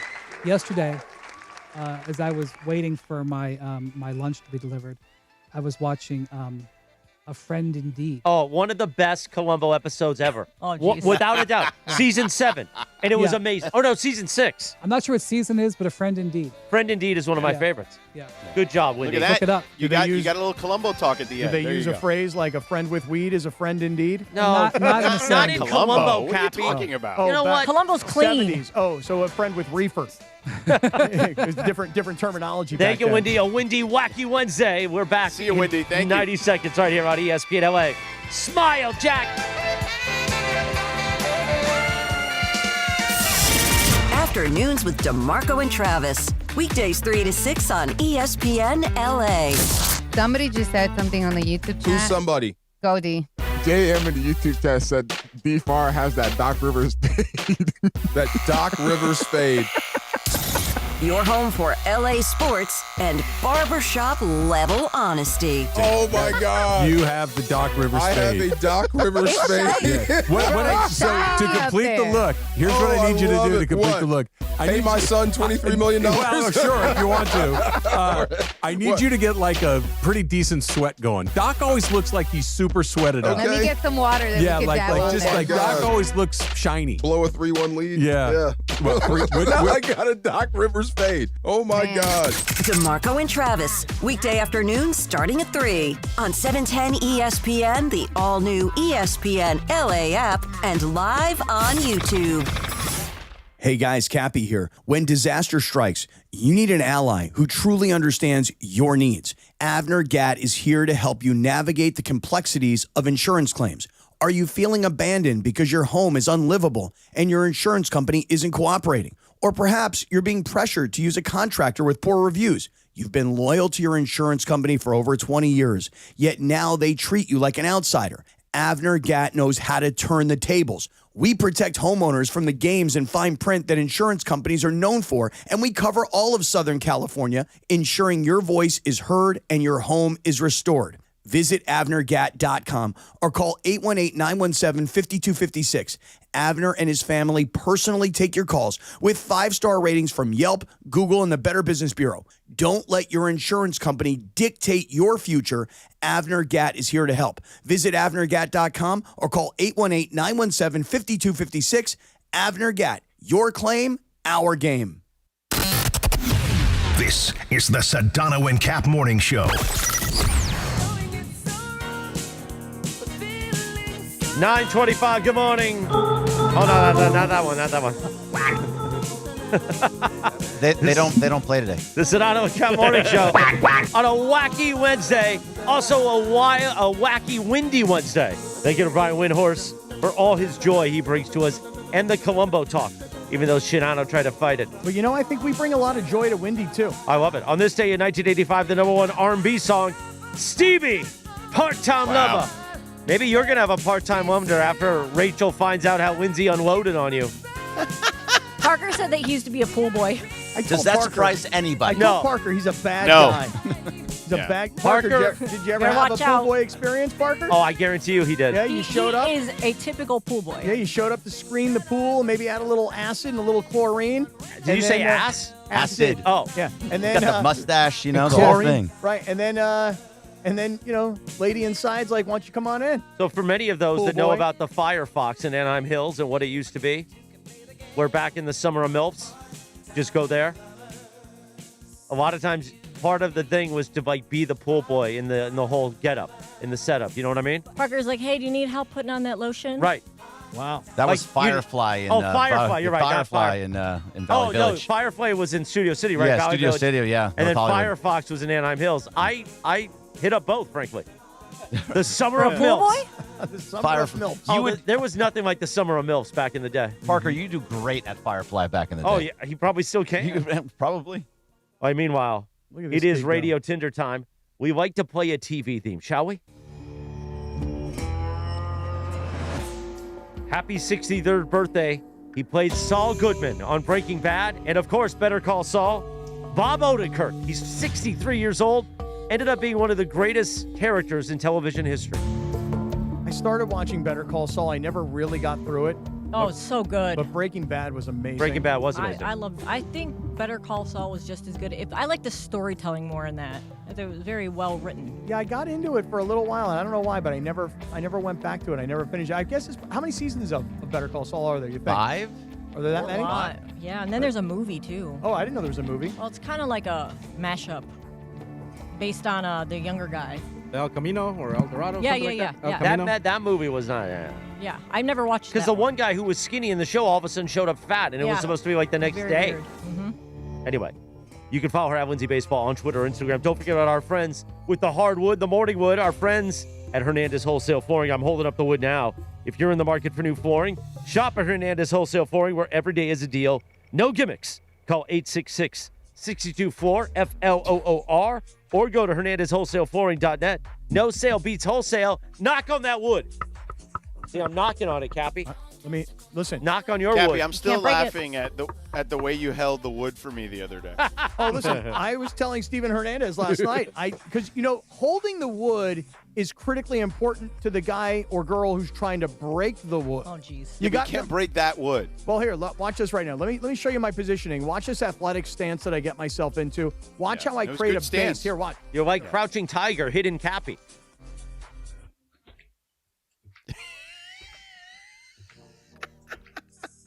Look like the sign boy, like trying to get us to your business. I got an idea. So go. we could show everybody how great Hernandez Wholesale hardwood floor is. We should bring in like a crappy thing of wood and have Cappy break that one. And then he'll demonstrate that you can't break theirs because it's too hard. Too hard. Too good. Then I don't want to have to keep. If we're gonna have all this wood, I don't want to keep it in my office. I just want to have a bin in the corner that says "Morning Show Wood." Don't toss. Don't touch. Yeah. Don't touch our wood. Yeah. Make sure you put "Don't touch" on it because people might want to take it. That's our wood. Meanwhile, take it away, producer Lindsay. Thanks, Christopher.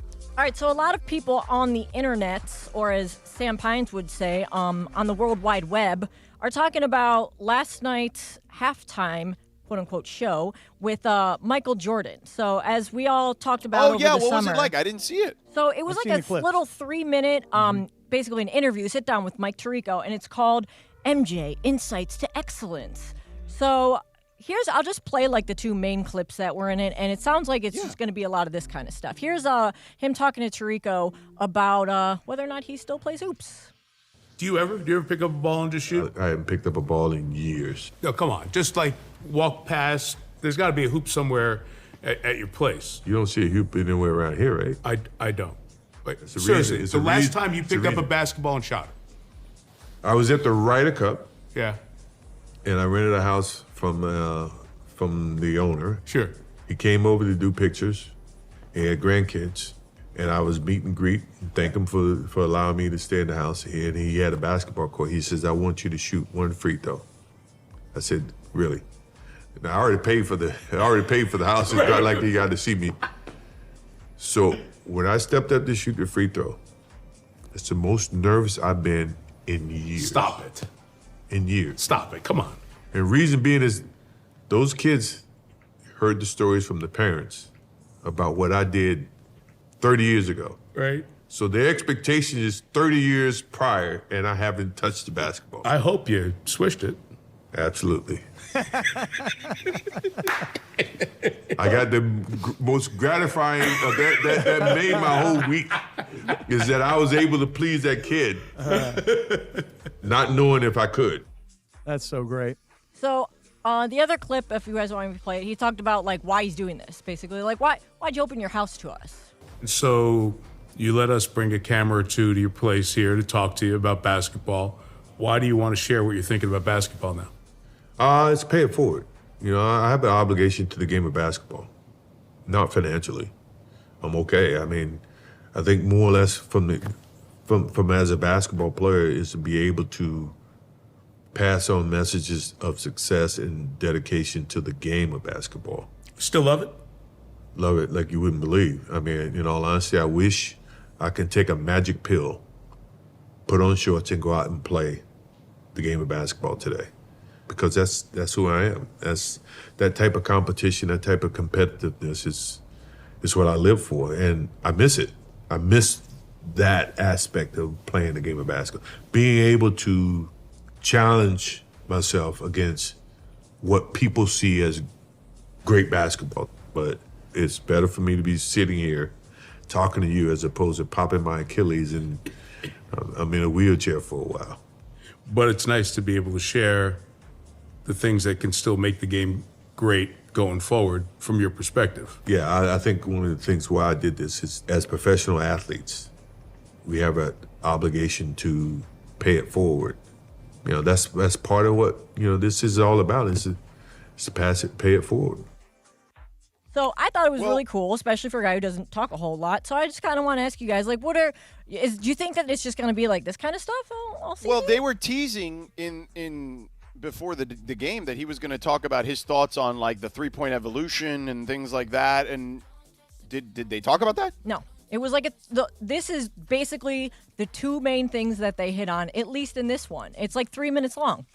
I actually think, at least for the first one, it's a good setup. Yeah, like You intro. know? This Right. is, like, do you still play? Do you shoot around? No, I don't. Okay, that's interesting to people. I thought that was fascinating. Yeah, like, why are you doing Yeah, this? I was not that interested in anything he said there, to be honest with you. Oh, no, I I was. liked it. But here's the thing, George. I even though you may not have found it interesting or entertaining, I think the reason that NBC spends the money on a guy like Michael Jordan, who may or may not really be good on TV or may not really have anything to say that's interesting, is because the legend of Michael Jordan is, as he says, it's what he did 30 years ago that we all look at him, because we all grew up with him, we all look at him as the greatest of all time. The kids today don't really know him as much, and they may know highlights, but they don't know him, the personality. I mean, and by they the know way, the shoe. they do know the shoe. That's exactly right. They know the shoe, they know the name, they know the highlights, but they don't know the man. And the reason we don't know the man is because even though he was an owner for all these years before he sold the Hornets, he really was invisible. Yeah, he's right? a private guy. Yeah, you never saw him. You never heard him. Maybe you saw a clip of him playing like a golf event somewhere, but you never really heard interviews. He was not accessible. So I think that the legend of Michael Jordan is, let's get to know who he is, because if you're a kid, what you may know is the shoe, the highlights. Maybe you know the documentary series during COVID, but we don't really know him deeply. But here's the thing, to George's point, I'm the biggest Jordan fan in the world. The Last Dance is incredible because ESPN was behind it, and it was highly produced. The problem with Jordan Unfiltered, I found the same way watching Details with Kobe. I found myself not getting bored, but getting lost. These men, Jordan, Kobe, LeBron, they're brilliant beyond belief, and they are so smart on something that none of us are that smart on. I don't necessarily know if I need just unfiltered Jordan. Maybe a little produced Jordan is good, packaged a little bit. That's okay. That's just to me. I just didn't find any of that compelling. Yeah, I didn't really. And again, I want to find a reason to say Michael Jordan's the greatest person on everything ever, but I didn't find it compelling. I want when they teased it, they said he was going to talk about the state of the game today and his thoughts on it. Like, I'd want to hear that. Well, they and maybe teased that'll you, George. come in the next one. They teased you, and they got you to buy in. And you know what? They ripped us off. But I didn't watch it, so it didn't matter. I was out to dinner. Yeah. Damn it. Well, he did say, like, I want to, they're like, why are you doing this? Got to pay it forward. So he's planning to pay it forward, I guess. Okay, well, hopefully he does, because I'd like to hear his actual thoughts on the game. I think it's slightly adorable that he was nervous to shoot a free throw in front of children. Cool. I think it's very it's cool. endearing, right? But I also think, George, to your point, you want to hear his thoughts on the game because we look at him as the greatest of all time. I look at Tom Brady, as the greatest football player, or maybe I should just call it the most successful Super Bowl champion quarterback, which is he why. Won't shut up. Well, which is why when I watch a game, I think that's what Fox is thinking. We'll pay him all this money because people actually do want to hear what Tom Brady thinks, because he thinks differently than everybody else, which is what led him to seven Super Bowl. That's the difference. Yeah. Michael Jordan and Tom Brady are so decorated that we all want to hear. Like, we're getting ready to hear some pearl of wisdom. Yeah. Did you know that Michael Jordan's current wife, Yvette, dated one of my buddies? Have I told you that story? Really? No. She is a beautiful, beautiful woman. Can you tell any more? That's it. Did you say he's a beautiful woman? No, I said she is a beautiful, beautiful woman. Yeah, I mean, she also, I believe, dated Julio Iglesias Jr. At one point before Michael Jordan, too. But yeah, she dated literally one of my best friends at one point. How long ago? I mean, probably early 2000s. Mm-hmm. Mm-hmm. Yeah. And was then your her friend and Michael, famous? No. No. And her and she grew up in Miami. Mm-hmm. She's a homegirl. She's Cuban. Yeah. Yeah, she's Cuban. Exactly.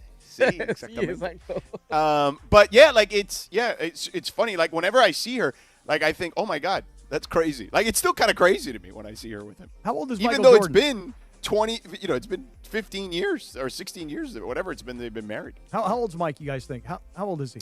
50. Jordan's got to be 60. Oh, Yeah. Got to be in his 60s. I think he just turned 62. 62. Oh, Right. He's my dad's 62, age. She's 45. That's a good combo. No, Yeah, she's 72. 47. She's like 47. 47? Really?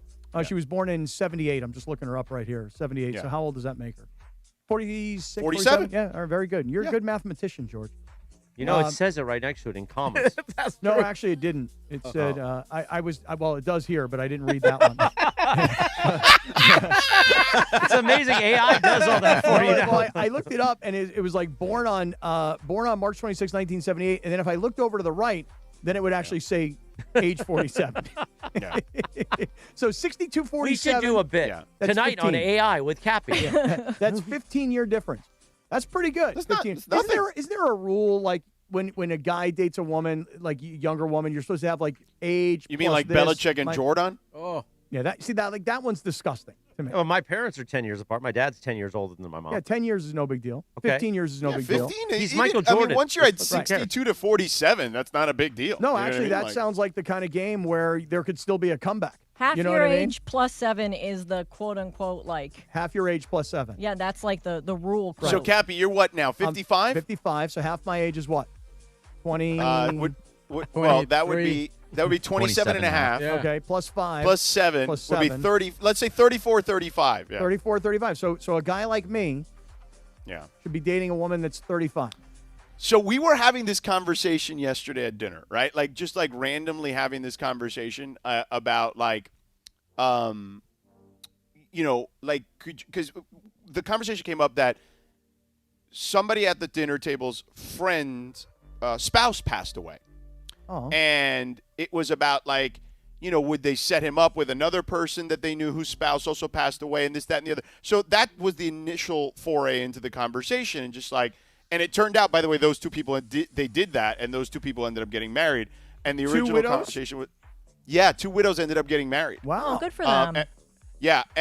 But the original conversation at the table was like the husband in this case, who was there at the table with us, who he's friends with the guy, and then the wife was friends with the lady who was the widow. And the husband told his wife, the wife was like, oh, I should set them up. And he's like, no, don't do that. He's like, we literally could lose 2 friends. Like, this would be bad. And they ended up meeting at a gathering at their house, like just like they had like a party or something. And they met, they introduced them, and they've since gotten married. But then the conversation spawned off into, well, that's nice because they're only like a few years apart, this, that. And it became like, oh, yeah, man. Like, we went into other conversations about like, my wife died. I couldn't date like a 20-year-old or a 30-year-old. Like we have nothing in common. You know what I mean? Like they'd have to at least have had kids or like there has to be shared life experiences at that point. Well, that's why. Like, what are the shared life experiences if you're 40 years apart? Well, that's the thing. That's what makes the Belichick relationship so bizarre to people. Like if I could never see myself dating a girl, and I'm not saying a woman, a girl who's 24 years old. I could never see it. Maybe she has an old soul. I don't know. I don't know about that. Some people do. Like they say, a lot of people are very mature and wiser beyond their years. Well, look, reincarnated. there are people like that. So I'll give you an example. I'm friends with Dan Levitard. His wife is almost around like 20 years younger than him. But she is totally an old soul. Like when you talk to her, but she's in her 30s and he's in his 50s. You know what I'm saying? Yeah, like the different, like the place where you are in your life matters. The point in right. your life where you are. And she is definitely an old soul. I love her to death. And like it's funny, I talk to her and it's a lot like talking to like people my age and his age, right? Like they do have a lot in common in that regard.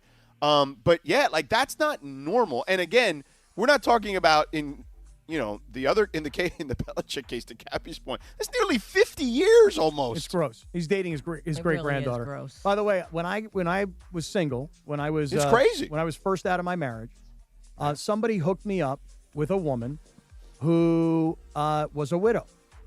And I was like, I'm not really so sure how I feel about that. I don't know if I feel good about it or not good. Maybe I should feel good about it. Like, hey, I'm bringing some pleasure to her life potentially. So I don't know. So we went out. She and I, right? And we wound up sleeping together, she and I. And I was like, God, I don't know if I feel good about this. Like I kind of felt like the soul of the husband was overlooking. Oh my goodness. You know what I mean? This is actually, Stephanie, my girlfriend, is a widow. Oh yes, that's right. So this right. This is kind of making me uncomfortable. You're actually making me uncomfortable for once. Oh, now he's gonna have this thought in his head. Yeah. Now it is going to be in my head. Look what you did, Now Cappy. the spawns is really not going to work. Hey, the good news for you is you're involved with this wonderful woman, Stephanie. The thing about mine was it was kind of like a one one-night weekend stand? deal. Oh, you didn't want to be involved. It was with a her. one weekend deal. Oh. You know what I mean? Then And why would you feel bad about that? Like, you're a again. I know, but I for some reason it's in the back of my mind. Like I don't know if I really. Were you liked still what able to happened. perform like a champ or no? I did. I thought Okay. I thought I put on a pretty decent show. Well, that's good. for it, you know. Good but job, Cappy. didn't feel so good about it. AJ Cardone says, I'm 31 and I dated a 24-year-old and had nothing in common. 31 and 24 doesn't sound that far apart, though. I would agree, but it does, because it depends on the life experience. Yes. Though. Yes. I Yeah. dated a guy that was like 9 years younger than me, and I remember Younger? I was Ooh, like for you, I think I was 31, and it was a weird situation how we met, and I was like, This is good. That's going to be No. in Cappy's head all day long. Look at him. I was 31. Hold on, trying to think of it was 8. So he was 8 years younger than me, and Cap's going to call Lindsay tonight and be like, so tell me more about this thing. anyway, I was just gonna say that I knew it was weird when we were talking about I like documentaries. We were watching some 30 for 30s because he was into sports, and he had no idea who Len Bias was. He had no idea who Marcus Dupree was. He didn't even know much about Nirvana, and I was just like, wow, yeah. Can't really go out with that guy if you don't know Nirvana. I mean, Yeah, if you don't know Kurt He didn't Cobain. smell like Teen Spirit. No. Well, actually, he might have smelled too much like Teen Spirit. yeah. But when I was young, I'll tell you this, guys. When I was younger, when I was like in my early 20s, I would definitely like to date much older women. Like I'm talking like I'm 21, they're 40. I like that. And I think I'm not that women, old. I think older women do like younger dudes at times. Pool just boys for- like Parker. Right, just Yeah. for toys though. Just like Right. for an occasional toy. Right. You know, Parker, you're a boy toy. That's what you are, buddy. Better That's keep all him you away are. from Rachel. And own it, Parker. Better Own be, that you're better a be boy. really good at cleaning that pool, sucker. You know Yeah. what I'm saying? Look at him. Look at him Parker go. Bell, the new HBK, the Heartbreak Kid. Oh yeah, that's He's him. a boy toy. Yeah. Well, if you're going to get involved with Rachel, you better like handcuffs. What does that mean? You know what it means. No, I don't. What does that mean? He's going to get beaten up. Oh, I thought she was going to arrest him. Oh, well, yeah. That's part of the put thing. Put him into custody. What are you doing in my pool, naughty boy? Meanwhile, let's take a time out here just to say this Veterans Day, ESPN LA and National University want you to nominate a hero for the Stories of Service sweepstakes. Share a photo of your veteran on Instagram and tell us how they make an impact in your community. Tag at ESPN Los Angeles and use the hashtag Stories of Service for your veteran's chance to win VIPcrypto.com tickets and share their story live with Mason and Ireland. Thanks to veteran-founded National University. Choose from 150-plus programs, earn credit for prior experience, and explore tuition discounts at nu.edu, Cappy. Okay, I'll do that. I will do exactly what you just said. nu.edu. That's exactly what I'm going to do. nu.edu. Oh, look, the PBK instead of the HBK. Pool Boy Parker. Ooh. Yeah. Earlier in the summer, he had the nickname F-Boy. Now he's Pool Boy. Boy Kid. You were Yeah. the only Yeah, one who called PBK. him that, No, I Cappy. I didn't call him that. I just heard it and I thought it was funny. Well, remember, he kept saying, what was the bit? Let Parker play. So we let him play at the All-Star game. He was horrible. And then it was like, He you also grounded out call- to the pitcher. Yeah, you also call yourself an F-boy. Are you as bad at, being an F-boy as you are at playing a softball? He gets an F. Failing grade as an F-boy. That's why he's an F. That's what the F stands for. Failure. Let me do another liner. At least in Join this Oral particular Hershiser and the DeMarco and Travis Afternoon Show live today from 3 to 6 p.m. at Legends Attic in Claremont. Welcoming the Wild Horse, Yasiel Puig. Enjoy giveaways, special guests, and amazing art by Dave Hobrecht at the ultimate sports fan destination. For more info, visit legendsattic.com. Speaking of the horse,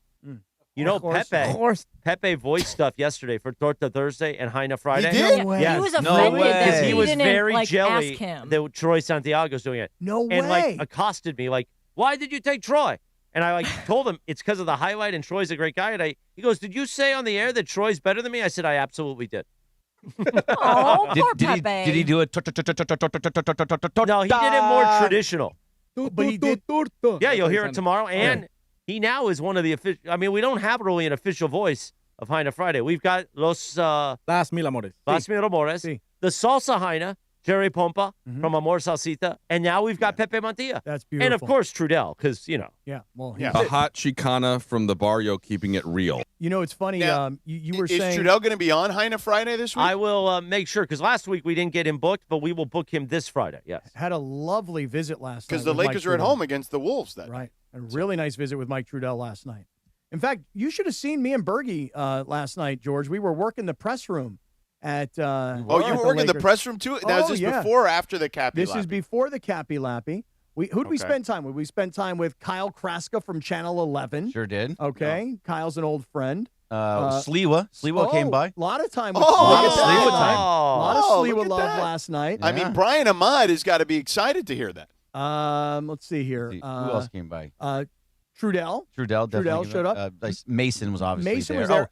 Jovan Buha. Oh, dude. Jovan Buha in the same room. We sat with Jovan Buha. Yeah. At the lunch table there, the dinner table, whatever it was. It was good. Did you have an Uncrustable? I didn't have an Uncrustable. They had this. Funchy took them all. Yeah, Funchy took all of them. They had this complaining there's none left. meatloaf that they made last night, which was like an Italian So, whoa, meatball. They said it was a meatball. It wasn't a meatloaf. Let's pause. Okay, so you ate in the press room. You came up to the suite and destroyed our suite, the ESPN LA suite. Right. Then, the minute we walk into Jacobs, and I posted the video this morning on my socials, you attacked his torta immediately. But you missed something. Before we even got to the game. Oh, the Nixo Lounge. We were at the East Central, the Nixo Lounge. How much did you eat last night? So yesterday, I was very conscious of everything I ate during the day, which I ate very, very little, knowing that I was going to eat like a slob last night. So I started at the East Central, George. I had a slider, and I had like 2 pieces of pizza. Then I went across to our suite, the ESPN LA suite, and I crushed like some tacos. And you ate the meatloaf in the media room. Oh, I had the meatloaf in the media room prior to that. Did you get the dessert cart? I never got to the dessert cart because good for you. Avner Gatt and I went around to go say hello to some people, and then say hello. We went to the next suite over to go hello, my friends, and then we went up to Jacob's suite. And as soon as I walked into Jacob's suite, I went immediately. So George, to the food. it's so uncomfortable because we walk in, Jacob gives us a big hug, and immediately Cappy beelines to the food, and I go, "What are you doing? Why are you eating his food? We just ate." Right. And then his lovely wife, Jacob's wife, says, "Oh, please help yourself," and that's all Cappy needed to hear. Then he digs into that torta, right? And he's just like, ah. Well, Chris goes like this to me. He goes, "Well, what are you doing?" He goes, "What are you doing with the grub?" He goes, "Why are you grubbing down in Jacob's suite?" And I go, "Well, this is all going to go to waste." He literally says, "I don't want it to go to waste." Right? We got to chomp on. And then Jacob's great brother also came over and go, "Oh, help yourself," and I'm like, "Oh God, Cappy's not going to stop." There was so much food in Jacob's suite that they were like, "We're not going to be able to eat anywhere near this." So they started making plates for John Ireland and Michael Thompson, and Jacob was having his sons deliver the food to the broadcast location. There was that much food. And that torta in the suite last night. I see you eating it. Yeah. It was muy bien. Muy buena. Muy buena. Yeah. Sí, muy buena. Now, what were you drinking there? I was drinking a ginger ale at that moment. Because his stomach was upset. I was still dealing with the day before when Beto took me to the Mariscos, you know, on Whittier Boulevard. I was still feeling It's so amazing. I have an eating disorder. I've told you guys this before. Let's not joke about that. No, I'm not joking about it. Don't joke about that. I'm not joking about it. I have a legitimate eating disorder. No, you might have like a bowel syndrome, but you don't have an eating disorder. So we can joke about the bowel syndrome because I have it? Well, eating disorder is a mental thing, No, too. eating disorder, and it is mental, 100%. Cappy, come on now. No, I'm being dead serious. You're not vomiting after you eat. You're not doing that kind of stuff. But wait a second. But that's not the only way. An eating disorder is not just taking it out. It's putting it in. I can't stop. You're a binge eater. I'm a binge eater, and that's a disorder. Well, Cappy, you talk about how you can't keep up with Rachel, and she wants to stay out and party and stuff. Don't you think that maybe it's like an overall lifestyle thing? So you're eating as saying, comfort, which I used to do, and I still do. Is I don't eat as much as I used to, but you eat to deal with stress that Rachel is causing you. No, not Rachel. Because she's not a great girlfriend. No, that's not what I meant. Chris totally took it a different way. We can't joke about eating disorders. But you're going to say that my girlfriend's not a great girlfriend? She's an amazing human being, but maybe not a great girlfriend from you based on your feedback earlier. She is a great girlfriend. That you did on air, by the way. I'm not talking about private conversations. She is a great girlfriend. She is an A-list #1 girlfriend. But she stresses you out because she wants to go out. I'm just saying maybe if you don't eat all the crap, maybe it would allow you to feel better and stay out later. I've boxed you in. Like Scottie Pippen legendarily did to Patrick Ewing. All I was saying was that Rachel says that we're in bed early, and for her, she's like, what has happened to us? We used to be out late at night. I'm saying, but we start early and we end early rather than start late and end late. That's all. Does she does she have to wake up super early in the mornings? She doesn't have to. Like, does she get up like no problem? Like, you feel groggy when you wake up. And she owns like 15 houses. She can wake up anytime she wants. So she's not like 6 a.m. club person. And she's an early riser. Oh, so it doesn't it doesn't bother her. She doesn't have like hangovers or anything. She doesn't need a lot of sleep. All I know is this. Cappy does. All I know is this. I do too, Cappy. I is get that it. I want to wake up on a Saturday or Sunday morning. I want to feel good. I want to feel refreshed. I want to get some exercise Beauty in. sleep. I want to watch 8 hours of football. You know what I mean? Like that whole thing. But I understand. I can't be the only guy out there whose girlfriend doesn't become a football widow, right? I mean, you've heard that phrase before, where football's no. Jorge So Briones is looking at me like he's never Stephanie heard it. does not love watching football. Mhm. She thinks the games are too long, but she watches it with me so we can spend time together because obviously some stuff I have to watch. Yes. And then Sundays I do separate from her because I have a lot of work to do with the Rams. But for USC, I don't have as much real-time work to do. So she gets into the spirit. You've seen her at games. Where's the USC girl? Watches it, cheers, boos with me. But so I wouldn't call her a football widow. But so I guess what I'm saying is, why doesn't Rachel just embrace it to spend time with you? She does. Okay, then she what's the problem? No, there is no problem. There is no problem at all. But last weekend because the Rams played early, I was like, okay, listen, the Raider game is not nearly as important, and the Charger game is not nearly as important. I need to focus on the Ram game, and it's going to be over. So we're going to do other things during the day, but I have to have my phone, and I have to have YouTube TV on my phone, and I've got to split my phone into 4 screens that I can't even see what's going on in any one of those games. And I gotta be in touch with information. I can't be away from information because. So what's her response to that? She's like, I understand. I get it. Okay, then we're good. Yeah, no, we're great. I was going to say, you go good to compromising, Cappy. Yeah, Good you go to compromising. the dress-up parties. Oh, he definitely goes to I went dress-up to the parties. dress-up party That's what I'm last saying. Saturday. Like, that's a compromise. Like, I'll do this if you do this, and you do that if I do this. Right, I said. Cappy's definitely an eyes wide shut guy. I said, listen, I will come to the dress-up party, but I'm going to be watching the USC Notre Dame game along the way. Did you decide on a costume yet? A Harry Potter one? I haven't. I really don't know anything Better about get Harry going. Potter. Yeah. I know. I told you, just get the robe. By the way, Cappy. Yeah. Sorry, go ahead. No, just get the robe, get the scarf from whatever school you want to represent, and that's it. You fit in as one of the school A magic wizard. wand, too. Yeah. That's all you get need. that magic That's all you wand. need. Yeah. I got the Cappy. magic wand. I'm bringing that. We had Yaron Weitzman on yesterday, and I feel like he held back on a story that would have been right up everyone's alley here. What was that? Did you see the story that came out from the book afterwards, after we had him on? No, which part? In his book, he had about the Luka trade, that Bronny James was reportedly the one that sent the Shams tweet. Like he in the Lakers team group chat, like he saw Shams' tweet. He probably has Shams on alerts, and he put it in the team group chat. That I did not. And that Anthony Davis's reply was, "Did these bleeps just trade me?" And allegedly, LeBron's reply, according to Yaron's book, was WTF. And then Austin Reeves' reply was, "Okay, AD is bleeping with us right now." So I never remember. I felt like that would have been something that was right up your alley. Right, but remember, the book was 380 pages, and I only got through 225 pages. So I Right, didn't want to. and the Luka part was probably Yeah. later. Yeah, But you know what? GPT didn't cover that. But George, I spoke to Yaron yesterday, and Yaron Afterwards? yes. And Did you say shalom, Yaron? I said shalom bokar tov Yaron, and then I wished him a private mazel tov on the book. Oh, that's nice. And I told him, I said, hey, we need some copies. Everybody on the staff wants to read the book. He goes, so how many you need? I'm like, I don't know, like 3 dozen or so. And so 3 dozen. You're a bad guy. yeah, just to gauge where he would be on that. You know, he'd be like, hey man, that's a couple too many. You know, but I think he is sending 6 books here to the station. Yeah, I sent him the address. Yep. So It is time for the Dealer's Choice Real Deal, brought to you by Sellers Advantage. Our friend Damon Wines, the CEO, I sat down with him yesterday for the Meet the Partner podcast, He's such which a is great coming guy. out soon. Great time. Great to meet his oldest son, Scout, Yeah, right? Scout. Mm-hmm. Want to sell 25 your years old. house? Before you call an agent, call Sellers Advantage. They'll buy it as is with a competitive cash offer. No repairs needed. They make selling easy. Call 888-390-AS-IS for a no-obligation offer or visit sellersadvantage.com. DRE 0196-1658, Cappy. Make this quick today. Hey, Parker, could you full screen on Lindsay, please? Because I know a lot of people are asking about what is the sign in front of Lindsay. It says boy. 0 days. 0 days without CMM blow up. Okay, Yeah. Linz, what are we talking about here, Linz? So Jorge and I decided we were going to do this because, I don't know if it always comes across on the air or on camera, but sometimes, when he likes to throw stuff. And sometimes he does it behind the scenes. And so Jorge and I were joking that we haven't made it through a whole show yet. So it was last Friday, right? Last Friday Yes. was like, we Was were that when this I kicked close. the trash So can? close, yes. We were so close to making it without incident. And he broke the tripod last Yes, night. yes. Yes. My And then- tripod's been broken for a while, actually. So he said we need to keep count and see. Well, like I didn't have a blow up today. I walked out Oh today. no, you did. You did. What was But the I blow-up walked out today. Was it when George told you no Columbo? No. When he scolded you? It was when.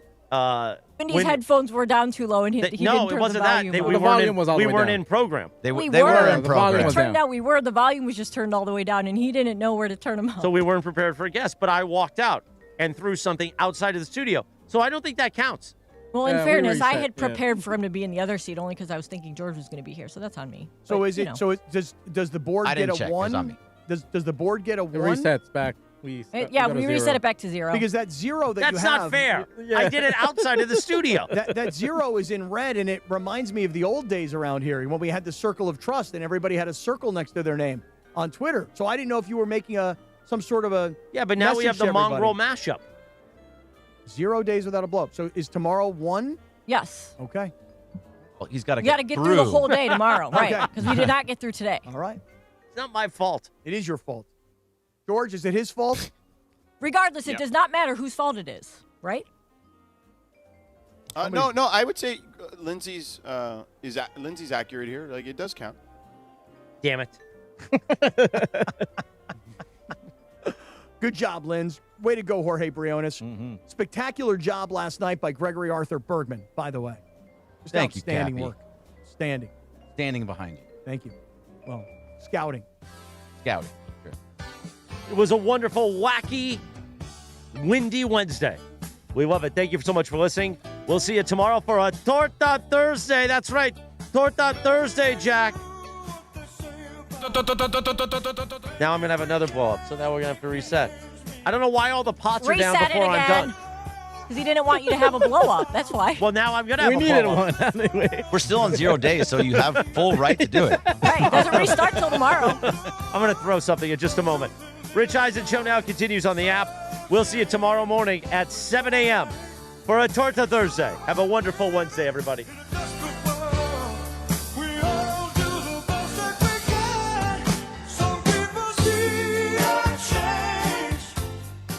This is the Rich Eisen Show. Cha-ching, Thunder Moneyball. Gilgis Alexander and Holmgren collaborate. Live from the Rich